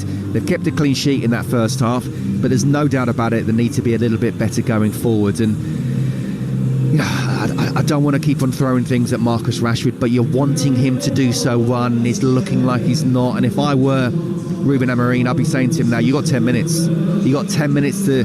You don't necessarily have to do something extremely special, but make me think that you could. And we haven't seen that in the first half. So, yeah, Xerxes as well, while he's held the ball up well at times, he's not looked particularly great. One run where he kind of fumbled his way through to the box and then put it across the box. I'd make almost a triple substitution after 10 minutes and say to the lads, look, you've got these 10 minutes to try and do something. Because, you're right in what you said. It is really important they try and come away from 3 points to make sure they get into the top 8 and don't go through the playoffs. And if they don't, either lose this game or it's just a 0-0 draw, on paper it might not look the worst result on the whole, or watching it with the conditions that we're watching and seeing, but at the same time it puts pressure on them for the last 2 games. I was just reading Samuel Luckhurst on Twitter. He's the Manchester United correspondent for the Manchester Evening News, and he suggested that Ruben Amorim in the technical area has been more animated and used more energy than most of his players in that first half. Well, it's not really surprising, is it, Crookie, because of just how flat Manchester United have been. Another question for the both of you as we await this second half to get underway. Of course, he's trying to try this new system. He's learning alongside these players, but he's tinkered a lot. He's tried different players in all sorts of different positions. Even tonight, Diallo, who's been a wing-back for the majority of his time, is being tried in this number 10 role. Now, I understand making so many changes, but Crookie, in your opinion, is he tinkering too much? Yes and no. I think he needs to decide fairly soon what his best team is. I don't actually think Ahmad has been seen at his best in that more central role. I think he's probably looked better when he's been bombing on as a wing-back. But there's a lot of games to come, isn't there? In relatively quick succession, they've got a big derby on Sunday, then Tottenham in the Cup, then another Premier League game, and obviously it's always busy over Christmas. So actually, if you're going to experiment, then probably this time of the season is the best time to do it. Scott Minto, do you go along with that, or do you think that actually he needs to start settling on an 11 that works and keep trying it, even if the results aren't quite matching and the performances aren't quite matching the levels that he wants? The problem is, Ollie, not everybody's fit all the time and people are getting injured, and he's talked about that. He's trying to do a different way of playing and pressing, and he's got to manage people with minutes. It's not an easy thing to do, but at some point, yes, I do agree with you, in the next 3 or 4 games, and that could be within the next fortnight, he needs to think, right, this is my decision now, this is what I'm going to do. Then again, we talk about in the next fortnight, it is Christmas, and we know how busy that is. Indeed. Well, the players are back out on the pitch. Let's cross back over to your commentary team, the former Chelsea defender Scott Minto, alongside Alex Crook.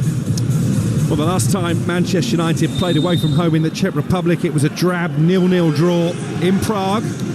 Not too far from here. That first half very much in keeping with that night under Sir Alex Ferguson. What can the Red Devils do to change the course of events in the second? We are back underway here on Talksport 2. United all in white. They're shooting from right to left in this second half. Viktoria Plzeň second in the Czech League in their red shirts with a blue trim, red shorts and blue socks are attacking the goal away to our right. No change in personnel. So United with Onana in goal, Mazraoui, De Ligt and Martinez the back three, Dallo, Casemiro, Fernandes and Malacia across midfield, and it's Ahmad and Rashford in behind Xerxes up front. Here is Matthijs De Ligt. Will we see a change in tempo, a bit more urgency from Manchester United in this second half? Dallo gives the ball away, intercepted by the Pilsen captain Kalvac. Here is Mate Vidra, scored 12 Premier League goals during his time at Burnley. Opportunity maybe for Lucas served to get a shot away from the edge of the area. Instead he rolls it out to the left-hand side. Dallo having to defend against the impressive Soirée, the fullback for Viktoria Plzeň in a good first half. His serve again. Midway inside United territory, back to Samson Douer. His little chip cross into the area is headed away initially by Mazraoui, then stooping clearance by De Ligt, but didn't get too much on it, and the shot from the captain Kalvac hits his own man, hits Vachelin and bounces kindly into the gloves of Andre Onana. Well, he's 6'4" and he couldn't get out of the way there, could he? He had a knock on the head in the first half, and he almost got a knock on the head there in the second. Yeah, look, I mean, I don't want to jump on the United bandwagon and be ultra critical and say, look, this is rubbish and we're not creating any chances. I'm trying to sort of get people to understand that, one, the conditions, but two, the job that Ruben Amorim has. That's why he's the manager now of Manchester United, because they're a million miles from where we expect them to be. Boy, has he got a job in his hands. Well, that's it, gives it away in his own half, but then wins it back via a throw-in. 0-0. We've played 2.5 minutes in the second half, and once again Amorim is like a jack in the box inside that technical area. Big black puffer jacket for the bearded Manchester United manager tonight, keeping him warm. Temperatures well below zero. Onana gives it away inside his own penalty area, and Mate Vidra, the former Watford man, gives Viktoria Plzeň the lead, and it's another catastrophic error from Andre Onana. He passed it straight out to Bachelin. His cross turned in by Vidra. And within 3 minutes of the second half, it's Viktoria Plzeň 1, Manchester United 0. Wow. I'm sorry, what is he doing? I'm shaking my head as he receives the ball, takes that first touch and doesn't kick it away, first of all. Because what we saw there was Plzeň having 3 players coming on top of him. Beat the press, just play it long. But instead he's tried to play out with these conditions, with this pitch, got nowhere near where he wants it to be. And Pavel Suk just plays it across the Vidra very easily indeed. Now, talked about how you want to defend well and keep that clean sheet. I mean, how many times does Onana need to make these mistakes? It's not actually, it's so basic, it's schoolboy. And I understand the way the modern day footballers want them to play out from the back, but understand the situation. You've got 3 players coming down on you. Just beat the press, think the ball over the top, and maybe you can even get on the attack yourself. My goodness me. An absolute howler from Onana for the second time in as many games, and Manchester United behind on the road in Europe. And that top 8 in the Europa League suddenly looks a distant dream. Matej Vidra, wouldn't you just know it? Once of Watford and Burnley, scoring against Manchester United in Europe. 5 minutes gone in the second half, they trail 1-0. And Casemiro has just taken a whack in the face. Well, the question was about when does Ruben Amorim make changes? And I think he's got to be saying, listen, all of you start warming up, because I'm going to make 3 in the next 5 or so minutes. This is... Look, it's not been good enough, but up until now, they've looked very solid defensively, and then your keeper goes and does that. Here's Joshua Zirkzee. Manchester United all of a sudden chasing a game. Fernandes shows his frustration. And now it's Plzeň who can control the game, whether they're with or without the ball. Just sit back in, stay organised, well structured.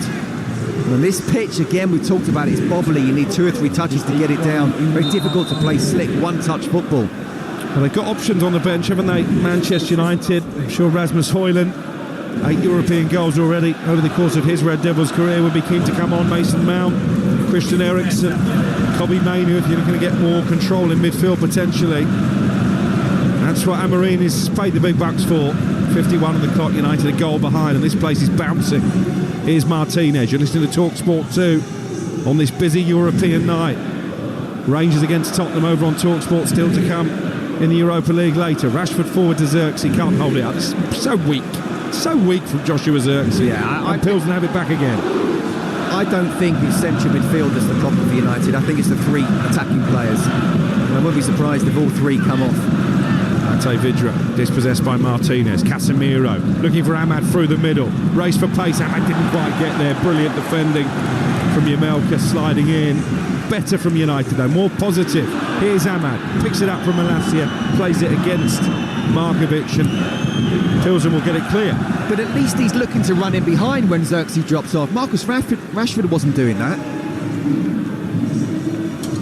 7 minutes played in the second half. Viktoria Plzeň 1, Manchester United 0. United outside the top 8 at the start of play.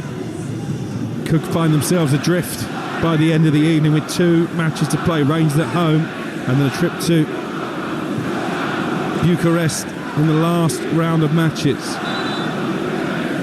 Amorim has lost his last 2 in the Premier League. He's never lost 3 in a row as a manager. Staring down the barrel of that now after a massive mistake from Onana that was fully punished by Matej Vidra to score his 3rd European goal of the season.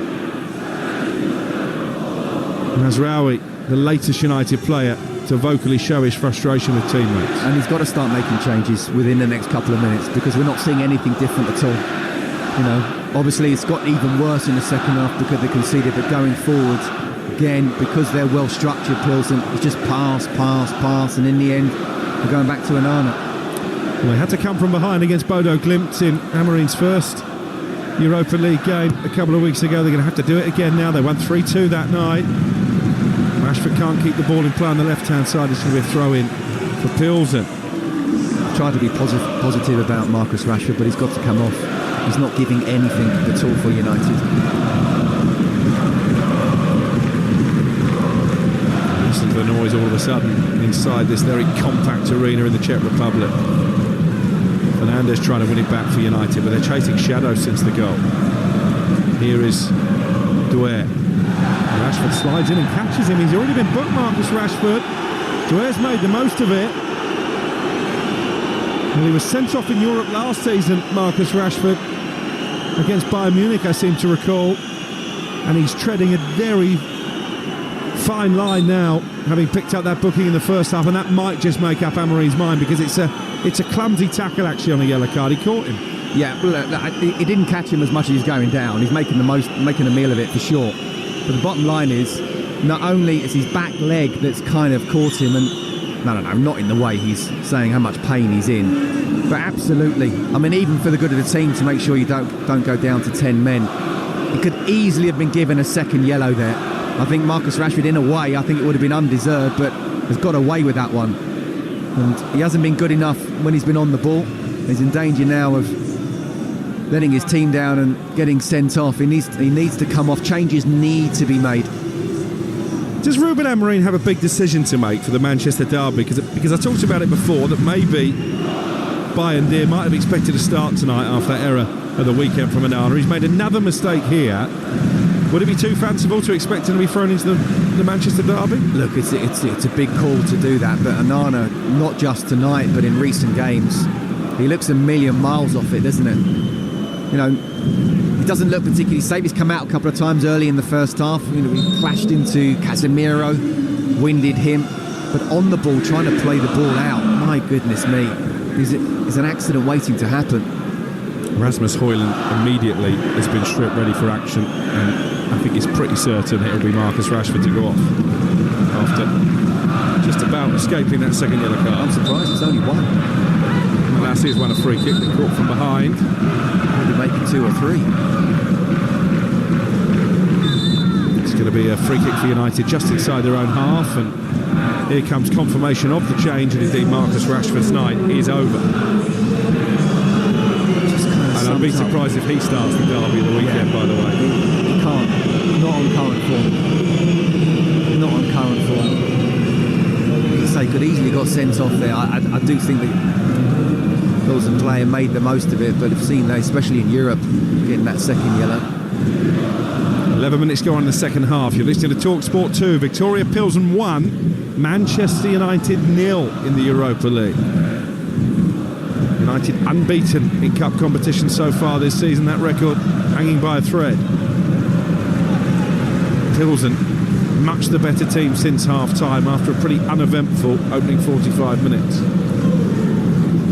Yeah, not surprised as well to see Xerxes dropping into the number 10 and Højlund going up as that number 9. So this is where I think actually he's his best position. Whether he'll get there once he decides, Ruben Amorim, who's his best 11, I'm not quite sure, but certainly an opportunity for him. Here's Martinez for United, forward to Xerxes. Højlund now leading the line. He scored 8 European goals for United. If he was to score a 9th tonight, he would equal Rashford. Wayne Rooney is the only previous 21-year-olds to achieve that feat. He scored a couple of big goals, didn't he, in that win against Bodo Glimt 2 weeks ago.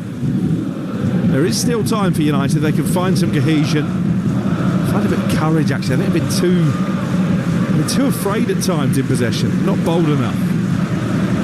De Ligt, right on cue, plays it back to his goalkeeper Onana.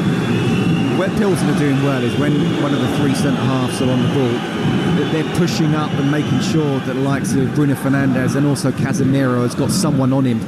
As you say, they're scared, the United defenders, to play the ball in, and just in case the ball's intercepted and they come back at them. But sometimes you have to do that. I mean, go back to Roy Keane. He was like, give me the ball, I don't care if someone's on me at all. Give me the ball and I will do something with it. And even if I have to give the ball back, and there can be movement within those 2 passes, in behind, and then there could be a better option for one of the centre-halves to play. But at the moment, it's just too easy. Free kick for Pilsen after De Ligt. Caught Schalk on halfway, played forward towards the United penalty area. Fernandes clears it. Swung back by the Pilsen captain, Kalvac, and he goes all the way back to his goalkeeper, Jedlicka. Still just that one save that he's had to make, denying Fernandes in the first half. Nodded away by Mazraoui after the goalkeeper for The Czechs went long upfield. Here's Dalot for United. That's a sloppy pass, intercepted. And here comes Cadu, the Brazilian, down the right. One back by Bruno Fernandes. Xerxes thought about playing it back to Fernandes, then allows himself to be dispossessed inside his own half. And here they come again. Opportunity to get a shot away by Vashilin from the edge of the area, and he curls it wide. The thing is, there's too many players playing as if they're in a training session, being casual, not looking after the ball in the way that they should. Marcus Rashford being one, Xerxes being another. And it's almost as if, yeah, you got 2-3 players around him and lose the ball, okay, I'll jog back. No, this is Manchester United you're playing for. This is the first team. This is not reserves. This is not a smaller club. One of the biggest clubs in the world. And you can't always play brilliantly, but what you can do is give it absolutely everything. You receive the ball, be as strong as possible. Just too lackadaisical. Well, Anana from the goal kick there has passed it straight to Jamelka, and then Pilsen have given it away. And here's Rasmus Højlund on the edge of the penalty area, gets the ball on his left foot, shoots tamely into the arms of Jedlicka. I was amazed actually how quickly Czech Soare got back there. Pilsen, having initially played themselves into trouble, looked like Højlund would go through one-on-one. But to be fair to the wing-back, he's gobbled up the ground and made it more difficult than it at first appeared. Yeah, it was a really poor pass back, and I just thought with the pace of Højlund, he might just almost go back and use his arm against the defender, who would have obviously been very scared to bring him down. But by sort of coming back and checking, then he's being pushed to one side. Again, perhaps it shows a little lack of confidence there. The directness, the pace, the strength that he's got. Trust yourself. Viktoria Pilsen 1, Manchester United 0. This game brought to you in partnership with TNT Sports, the home of European football. Mason Mount and Anthony both about to come on for United with an hour gone. They've got a free kick just inside the Pilsen half, first and foremost. In fact, the changes are to be made during this stoppage in play. Tyrell Malacia is replaced by Anthony, who presumably will go and play as the left wing back. Joshua Xerxes' evening is over as well. Doesn't look particularly enamoured by the decision, and Mason Mount, wearing that iconic number 7 jersey, is on for the final half an hour. Well, it's a big half an hour for him, isn't it? Ball into the penalty area. Højlund brings it down. Right wing position, crosses, but it was a tame one and smashed upfield by Dwyer, picked up by Mazraoui. Now Bruno Fernandes. He tries to launch it forward towards the right wing position where Mason Mount is, but can't keep it in play. Goal kick for Pilsen. They lead 1-0. We've played 61 minutes. Yeah, a real chance for Mason Mount to what has been very much a stop-start Manchester United career to become a hero and create something and turn a 1-0 defeat into a 2-1 win. And it is important, it really is important that not only do they not lose this game, but they find a way to get all 3 points. The table could look very, very bad for them come the end of the evening. Results elsewhere as well go against them. I don't think any of the players who've gone off can really have too many complaints. Certainly not Marcus Rashford. Malacia did okay defensively, didn't offer a lot going forward. Xerxes looked like he had a pair of ice skates on at times. Just couldn't seem to bring the ball under control. No, I think 2 of the 3, Xerxes and Marcus Rashford, need to be doing a lot better. Malacia. Fernandes being put under pressure. He's lucky to get a free kick there. Serve bumbled him over, but he is trying here, the captain, to drive United on. They trail 1-0. Here's Anthony with that bleached blonde hair, forward down the line to Ahmad. Good play from Ahmad, onto his left foot. Højlund can't miss, and Manchester United are back on level terms. And Rasmus Højlund off the bench to the rescue. Good play from Ahmad. His shot fell kindly into the path of Højlund, who from 4 yards out side puts home. It is Viktoria Pilsen 1, Manchester United 1. Well, fair play for the substitutions. It's Anthony who's on the right-hand side, and he just played the ball into Ahmed, but it's a great bit of skill. He's not making the defender in the box. And he goes for the far post, which is why you're always taught, go for the far post. If it's the goalkeeper or a defender, it comes off them, it can go towards into the middle of the goal, and that's exactly what happens. It's come off the back of a defender. Højlund, right place, right time, simple tapping, and now the whole psychology of the game has changed.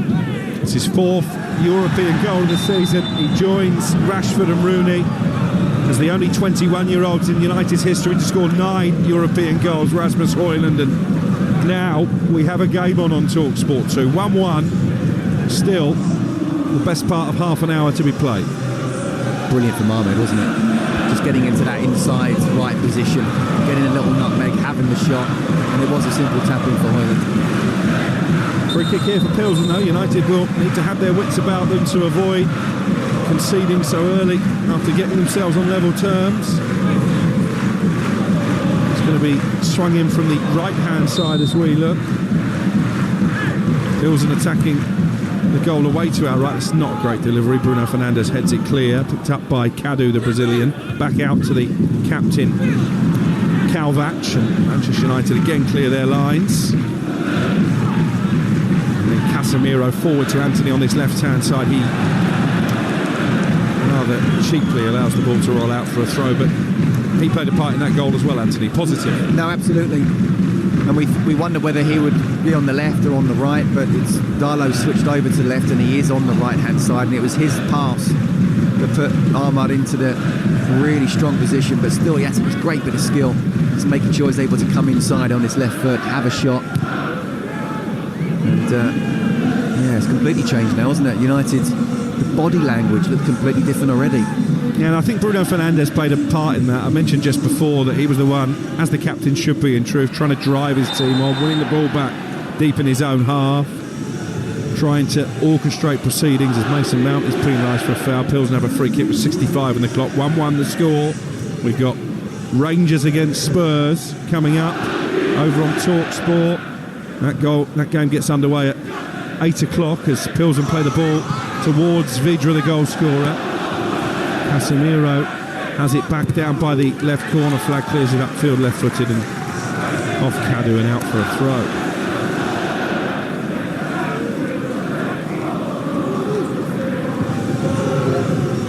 No, you're right about Bruno. I mean, maybe he's not your Manchester United captain in the way of Brian Robson, Roy Keane, Steve Bruce, but he is someone who tries to make things happen when things aren't going well.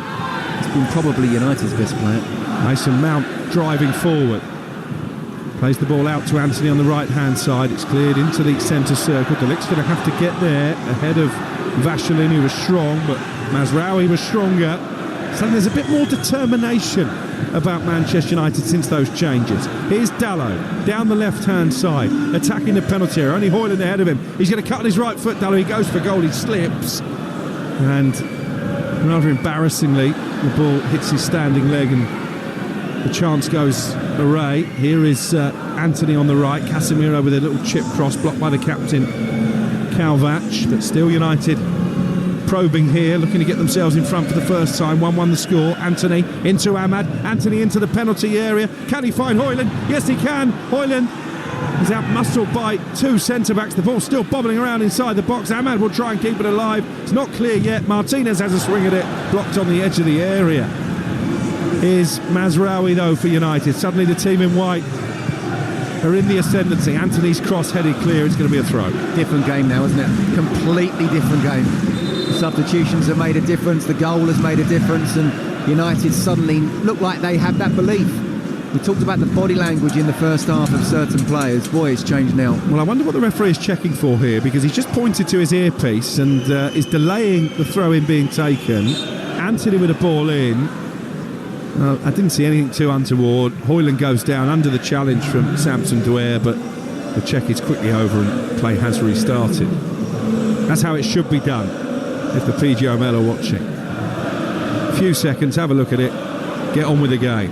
Ahmad, United trying to get on with the game. Into Mount inside the penalty. That's a brilliant tackle.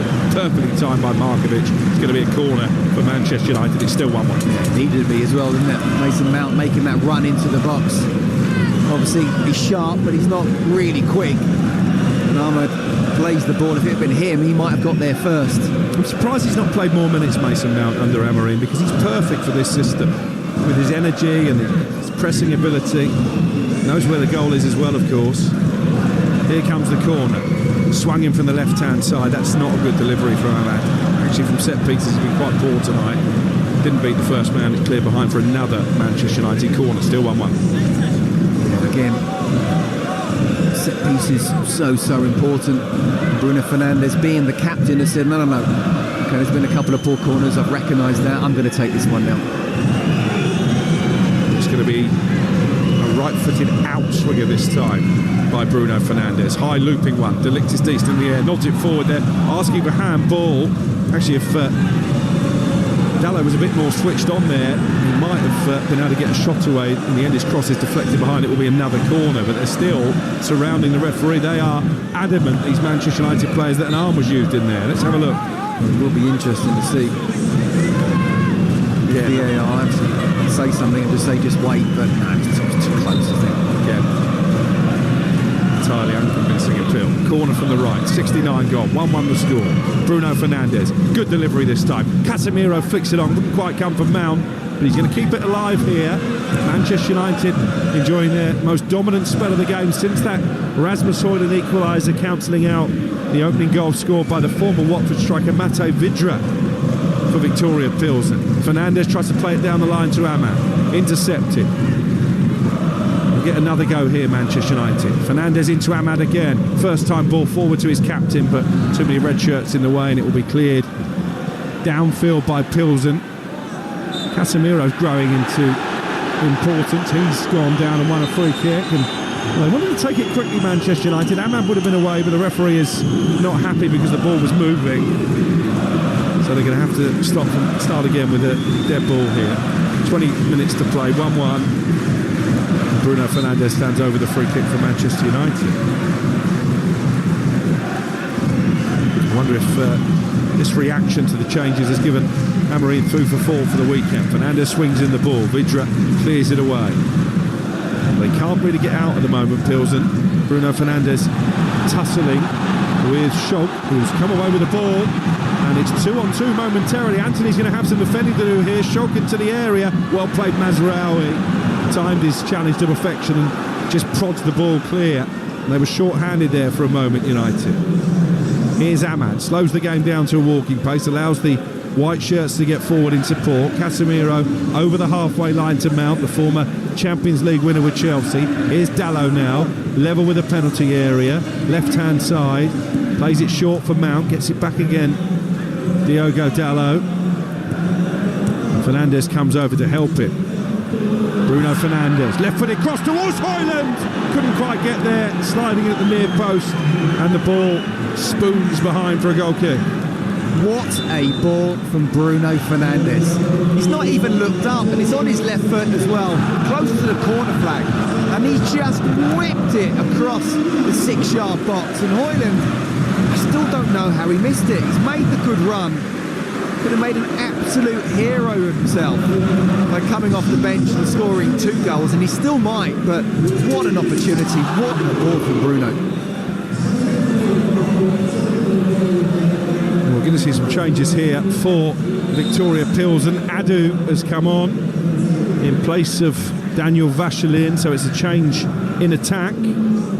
Fresh legs at the top end of the pitch, and that probably is a reflection that all of a sudden Miroslav Kubek, the home manager, feels under a bit of pressure. Here is Abu, straight away, bulldozing his way into the penalty area, crossing towards Vydra, shoots wide.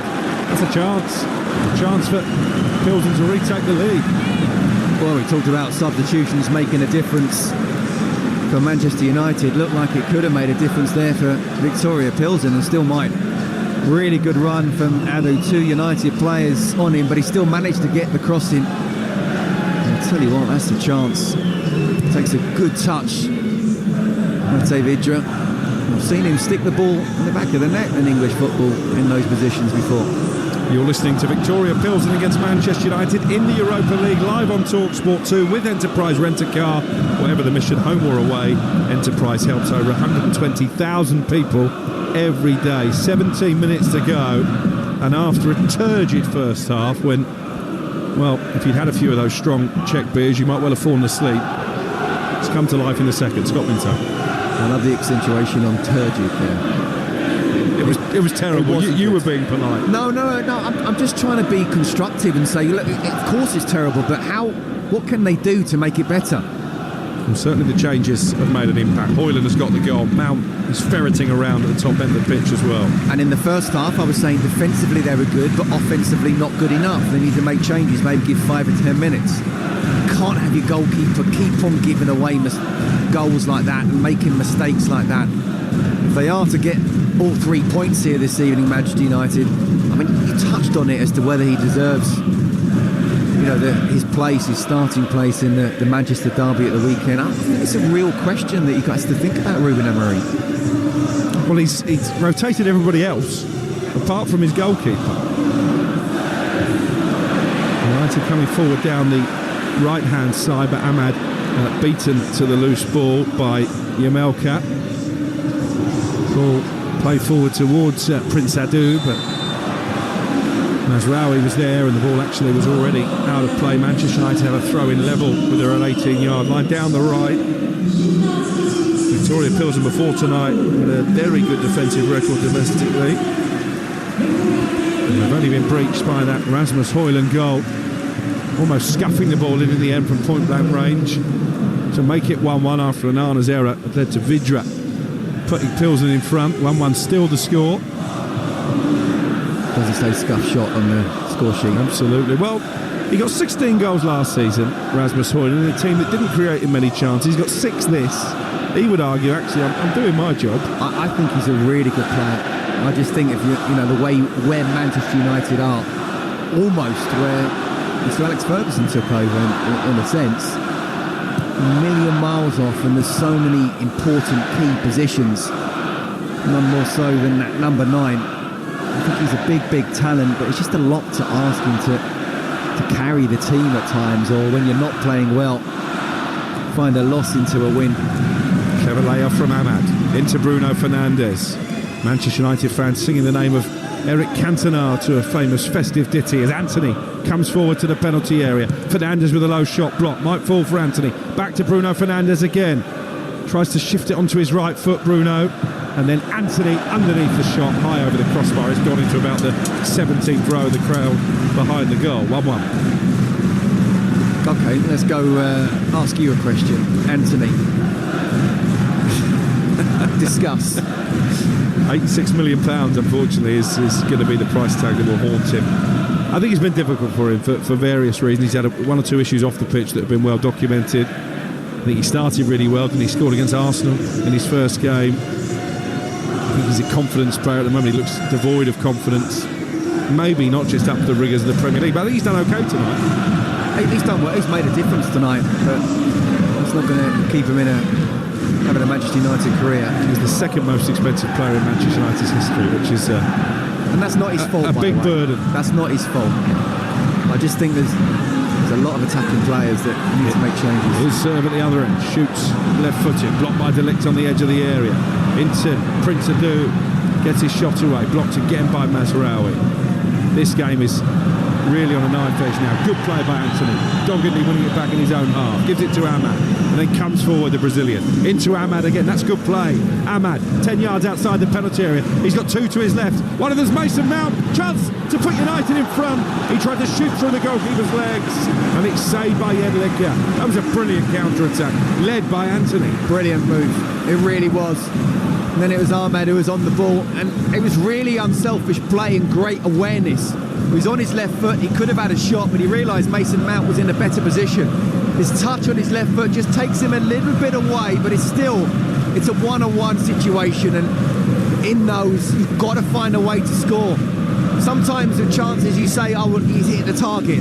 Other times you say, no, the ball's got to hit the back of the net, and that was one of them. I still think there's a goal in this, one way or the other. Ahmad towards the penalty area, cuts in his left foot, blocked away, and it falls kindly for Anthony. I think Anthony is saying the ball has burst.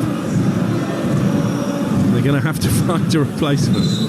That doesn't happen every day of the week, does it? It certainly doesn't. What I would say about the Mason Mount chance is that's why he does suit that kind of one of the 2 number 10s. He's clever enough. He's able to get into those positions, and I don't want to say if it was on his right foot, then he probably would have maybe dinked it over the keeper or just passed it round the side. But on his left foot. Again, he's hit the target, but I know you have to find a way to score. Another change for Viktoria Plzeň. 1-1 the score. Kadu is replaced by Milan Havel. Scored in the 2-2 draw against Pauk earlier this season. The man who's coming on. The referee has restarted with a bounce ball and a new ball. I would say it's like being at Wimbledon, but it's -2. There's Bruno Fernandes, back to Mazraoui, chips it forward over the head of Højlund, and it'll be collected by Jedlicka. And it's not raining. Pilsen goal. It's not raining, no, it's true. I haven't seen Cliff Richard pop up in the stand yet. Although it is that time of year for him as well, to be fair. That's Bit true. of mistletoe and wine. One tune, that is. You could well be on the karaoke later as well. Oh, I could see me bursting that out. After one or two of those Czech lagers. All forward towards Højlund. Tell you what, they're going to taste sweeter for these travelling Manchester United fans if their team can get a winner in the final 11 minutes, and this game feels open. Mount into Casemiro, tried to volley it forward first time when maybe should have taken a touch. Højlund is going to attempt to put Markovic under pressure. Markovic goes back to Jedlicka, the goalkeeper, and he clears straight out of touch. And we're going to see more Manchester United changes. Alejandro Garnacho coming on. I'm sure if you're a Viktoria Plzeň defender, you don't want to see him off the bench. No, you don't. And again, it's a sign of intent where, 1-0 down, you're thinking, what are United going to do here? Had to make changes. The changes have made a real difference, and now he wants to be even more on the front foot, and rightly so. Manuel Ugarte as well is going to get the final 10 minutes. The Uruguayan, imagine that will be for Casemiro. Maybe Ahmad is going to get the last 10 minutes off in preparation for that Manchester derby, but I think he's really come into the game since the changes that Ruben Amorim made.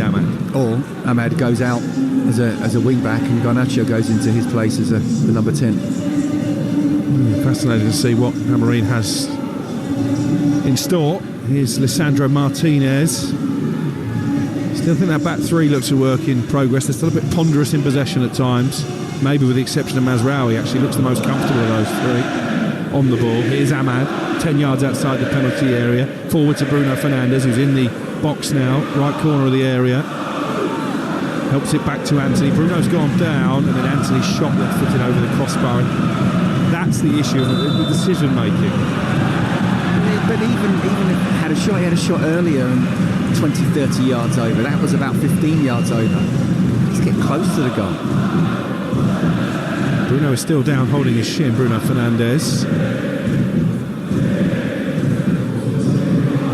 May have been caught actually. Two players going for it, kicking the ball. They've kicked each other. They've got to give a penalty there. Check Suarez, the Pilsen player involved. Bruno Fernandes still chantering in the ear of the referee. We've got 9 minutes to play. It's 1-1 on Talksport 2. Don't forget, over on Talksport, they're underway in around about 35 minutes time. It's Rangers Tottenham. No Dominic Solanke in the Tottenham starting lineup, interestingly. And confirmation of those latest United changes. Casemiro is on for Ugarte. And Gallo makes way for Garnacho. So he's going to keep Ahmad on. It's a very attacking United team now, isn't it? Yeah, not surprised. Certainly want to try and talk about the importance of coming away with all 3 points. They're definitely the side that looks like most likely to get the winner. So why not? Arlo's played in that position out on the right. Garnacho going forward as well. Well, he is United's leading scorer this season, Alejandro Garnacho. 8 goals to his name. He scored against Bodo Glimt in that 3-2 win in Amorim's first European match in charge. And he's on here to try and find a winner in the final 8.5 minutes. It's interesting actually, it's Garnacho who's stayed as he's gone like for like in terms of Darlow or wing back for wing back. Ahmad has stayed as the number 10. Yeah. Little chest off from Højlund is the path of Mason Mount. Mount unable to bring the ball under control. It's going to be a Viktoria Plzeň throw. Level with their penalty area. Ruben Amorim is currently issuing instructions to Rasmus Højlund. Is he any nearer to knowing what his best team is? Certainly Højlund's got to play up front, hasn't he? Yeah, I mean, in terms of the 11, I know who I would like to see. And unfortunately Marcus Rashford isn't in it. Højlund has to be. He's the only decent number 9 they've got, really, I think. It's just such an important position. It's poor from Garnacho, playing the ball back into his own penalty area, and there was a slip in there. Crucially for United, Schalke went down, giving it away again. Anthony almost pulled out the challenge, but Ugarte was there to mop up.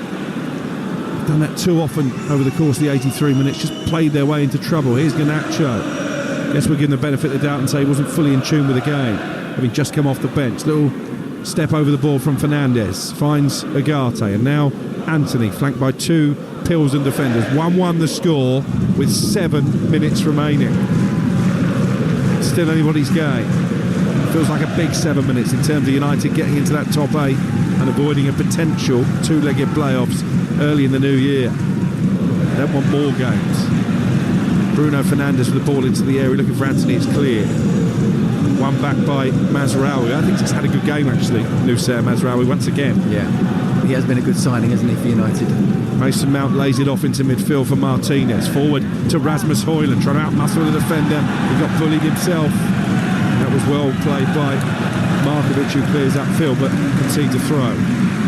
It was the right idea. It was almost as if he was just half a yard short there, Højlund, and in the end Markovic was able to show his strength because he was goal side. Well played, Lisandro Martinez coming forward down the left. Into Højlund again. Holds off Markovic this time. He's going to need to find a white-shirted teammate. Plays it into Garnacho. Garnacho left corner of the area. Gets it back from Martinez. He's in behind here. Crosses towards the far post. Headed away by the captain, Kalvac. Back to Garnacho again, though. Fizzes the ball into the feet of Bruno Fernandes. 6 minutes for United to find a winner. Martinez backheels it, looking for Garnacho. And it'll be picked up by Jedlicka and it'll stay 1-1. Well, your centre-half playing like a number 10 there. He's actually a little bit unlucky with the skill that he'd done if that had come off. Garnacho would have been in. But you're right, it is a really important 6 minutes plus injury time. Again, if you look at the table and you look how the results could go come the end of the night, it might be they need to win both their last games, which is not an easy thing to do. Well, we welcome listeners from Talksport once again. 5 minutes to play here. 1-1 the score, given away by Martinez on the edge of his own area. De Ligt is going to have to get there ahead of Adu, and Onana, who's gifted Mate Vidra one goal already, clears upfield. Vidra's close range effort after Onana's mistake cancelled out by Rasmus Højlund, fresh off the bench, and here come Manchester United looking for a winner. Bruno Fernandes out to Højlund. Højlund on the edge of the penalty area. Forward to Mason Mount with a shot. Good save by Jedlicka. Wasn't the most powerful effort, but it was an awkward one. And the goalkeeper does well. Brilliant bit of football from Manchester United, it really was. And Mason Mount, how good has he looked since he's come on? Been really dangerous just going in behind. The ball was played for him. It's a really good save, diving down to his right. But what did we see just before? We saw Onana not messing around with it, just getting it a little bit long. They won then the knockdowns and were able to counter-attack. Why didn't he do that earlier? Such a poor pass, giving it away, putting his team under pressure in difficult conditions. Difficult, bobbly pitch as well. They've had to come back from 1-0 down. Can they find a winner? Yeah, dramatic conclusion to this game in store. Still 4 minutes plus stoppage time remaining. It's Viktoria Pilsen 1, Manchester United 1. Sojka is on for the goal scorer, Mate Vidra, for the home side. As Fernandes burst into the penalty area, tried to cut it back for Højlund. He did well, actually. Fernandes to kick the ball in play and almost pick out a teammate. He's turned behind for the latest Manchester United corner. They're certainly dominating on that front. United, 5 corners. Pilsen yet to have any. Needs a good delivery here to turn 1 point into 3. With 3 minutes to play. It would change the whole tone of the evening, heading to the Etihad on Sunday, the Sunday session live from the Manchester Derby on Talksport this Sunday afternoon. Here comes Fernandes with the corner, high one towards the far post. Anthony jumped under the ball, nodded away by Schalke, and foul is given against Adu as he looked to counter-attack. I think United have got a bit lucky there. Is it a handball? Yeah, I think that's what he said, is he tried to chest it, it's come off his hand. He's complaining it wasn't. Chest to arm. Yeah. Bit unlucky, the Pilsen substitute. 1-1 with 2 minutes to play. Bruno Fernandes stands over the dead ball.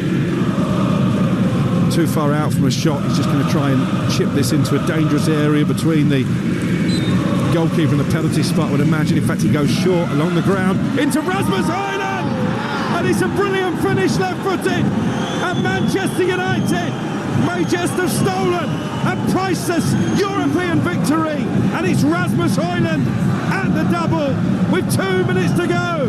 It's Viktoria Plzeň 1, Manchester United 2. That was really clever. And the cleverness came from Bruno. We were wondering whether he would dink it towards the far post. No. Clearly they've had a look at each other. And Højlund said, pass it into me. And I'm telling you, if the ball's played into him in the right way, he's got the strength to turn. And he's passed it into him. The first touch, he's bobbled up a bit, but he's able still to turn his body, and it's on his left foot. Again, he's gone across the goalkeeper. Wow, what a substitution that's been. Well done, Bruno, in the first place, but well done, Rasmus Højlund, as well. It's a 5th European goal of the season. He's into double figures now for Manchester United in continental competition, and all of a sudden, the top 8 is back on the horizon. They've had to come from behind in this second half, but you have to say, after conceding, Ruben Amorim took decisive action off the bench, and those changes have changed the course of the game. Yeah, well, he had to. He had to make changes. It wasn't good enough, certainly not going forward. They've got to defend this lead now, Manchester United, as Ahmad chips it forward. 1 minute plus stoppage time to go in Pilsen. 2-1, the Red Devils lead. Crookie, he is learning all the time about his players. He would have learned a lot negatively in the first half. He would have learned a lot about certain individuals coming off the bench positively. And Rasmus Højlund quite clearly has to play at the weekend. Sloppy from Fernandes on the edge of his own area. Pilsen with the free kick after De Ligt nicked in and cleared the ball away. This is a test of their professionalism and their mentality as much as their footballing ability. Manchester United, it's a test they've failed on too many occasions, I would venture, in recent seasons. Can they see out this victory to put them back on course for a place in the last 16 in the Europa League? It's going to be interesting to see how many added minutes there will be at the end of the 90. We've only got a few seconds of normal time to play on Talksport 2. And it's been all Pilsen since they conceded that second goal. Here's Lucas Serve, rolls it down the line, back to Lucas Serve, might get a chance here, really well defended by De Ligt, slides in, beats his chest and concedes the corner. We'll get tighter. Martinez has allowed him to come into the box and he's cut the ball back. And then De Ligt just has to leave his man and try to stop the cross coming in. 5 minutes of injury time, can they hold out? A big 5 minutes in Manchester United season this. Corner from the right-hand side, and Onana stays on his line. It's cleared, and they could counter here. It's 3 white shirts on 1. Anthony leads the charge. Mason Mount to his left. He's got Garnacho rather. Ahmad up in support. Anthony into the penalty area, steers the ball towards the corner. It's cleared. And a chance to wrap up the game goes begging. That should have been it, Scott. Yes, but, I mean, Anthony did everything right. It's a decent save in the end. Well, here come Pilsen the other end. Surely he's offside there. And I wonder if he should have just left the ball, because he's given away a free kick and United will take as long as they can to take it. 2-1 to Ruben Amorim's men. Yeah, he was well offside, wasn't he? Absolutely should have left the ball. The counter-attack 3-1 at one point. They managed to get the shot. A decent enough save, but you can see as they made the save, United players saying, right now, get back. A yellow card for Mazraoui, I think, for delaying the restart. Over the course of the 90 minutes, as much as obviously Højlund's going to get man of the match, I think Mazraoui is up there in terms of their best player. I think he's been very solid. I don't think he's had a lot to do, but everything he's done well. I think Bruno has been right up there as well. Yeah, absolutely. Onana with the ball forward. 3 minutes to go. Viktoria Plzeň 1, Manchester United 2 in the Europa League. Garte's got a ball in the face, I think, and he's gone down. The referee hasn't stopped it. I don't think he's seen it. Here comes Adu at the other end. Kick it out. And Bruno Fernandes has played it back to his goalkeeper. That should come with a health warning. Onana this time gets good purchase on the clearance upfield. And it's Højlund who chests it down on the halfway line. Garnacho trying to get there for United. Ball chipped forward. And it's Martinez who just nods it back to Onana. They've got 3 minutes to see this out, Manchester United. worried for Agati there, who's staggering around. He certainly took one full in the face. You're listening to Viktoria Pilsen against Manchester United in the Europa League, live on Talksport 2 with Enterprise Rent-A-Car. Enterprise has vans of all shapes and sizes. If you've got a plan, we've got a van. Well, it's not all gone according to plan for Ruben Amorim tonight. They've had to do it the hard way. But Manchester United 2 minutes away from a priceless European victory on the road. Still defending to do. I think Pilsen have played really well since going 2-1 down. Here's Adu. Away from Bruno Fernandes. Powerfully done. Mazraoui intercepts, and they could counter again here. Fernandes, can he find Ahmad? Yes, he can. Ahmad has forced slightly wide by the pass, but he's into the penalty area. He's trying to get the ball on his left foot. Ahmad is just running into trouble, and Pilsen will clear it. It was another opportunity to maybe wrap up the game. Yeah, but it was good defending. It wasn't just 1, 2, 3 defenders. So as he's trying to come inside and open up the goal on his left foot, he's just going into traffic. Has been a really good second half after an instantly forgettable first 45 minutes. Pilsen have more than played their part in that, and they're still looking for an equaliser. The ball in the Manchester United penalty area. Shot blocked by Mazraoui. Bruno Fernandes just got to look after the ball here. He does that, rolls it forward to Højlund. They've got 80 seconds to see it out now, Manchester United. Højlund's got Ahmad to his right, Garnacho to his left, and he runs into the centre-back. Markovic, brainless, from the guy who's scored 2 goals. He speaks highly of you. It's just game management, Scott. Yeah, a simple pass, wasn't it? It was 3-on-2, and it could have created either another chance on goal or a chance just to go towards the corner and run the clock down. Well, they're going to get one last chance here, Pilsen, because Havel has won a throw-in, level with the penalty area. This is just going to be hoisted into the 18-yard box. With 40 seconds of the 5 added minutes to play. Manchester United leading 2-1 on Talksport 2. Is that error from Rasmus Højlund going to prove costly? Long throw into the area by Dwyer. Good header by Martinez. Garnacho has it.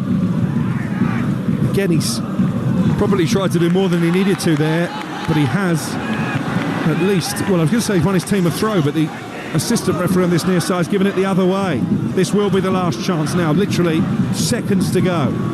Another long throw in that Samson Dwyer is lining up from the right hand side for Viktoria Pilsen. Their unbeaten home record this season is on the line here, and a chance for Suarez to shoot left footed high over the crossbar, and that is the last action of a pulsating second half.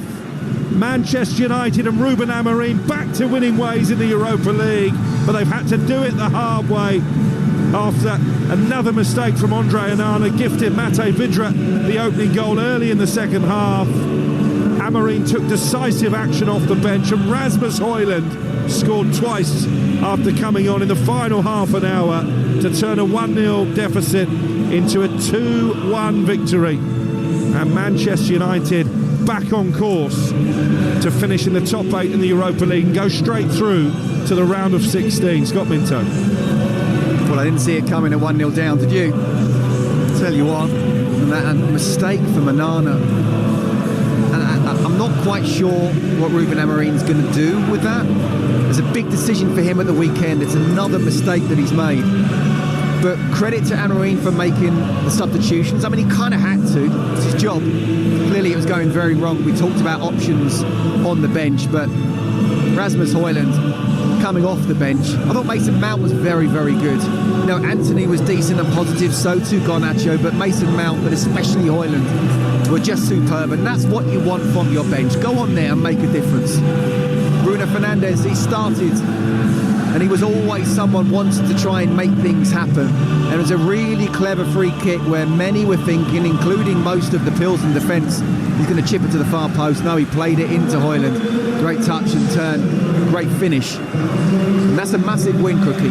Yeah, Rasmus Højlund, the hero for Manchester United, up to 5th in the table as it stands, and Ruben Amorim rescued from suffering 3 successive defeats for the first time in his managerial career in the frozen Czech Republic. Manchester United certainly warmed up by the end. It finished Viktoria Pilsen 1, Manchester United 2.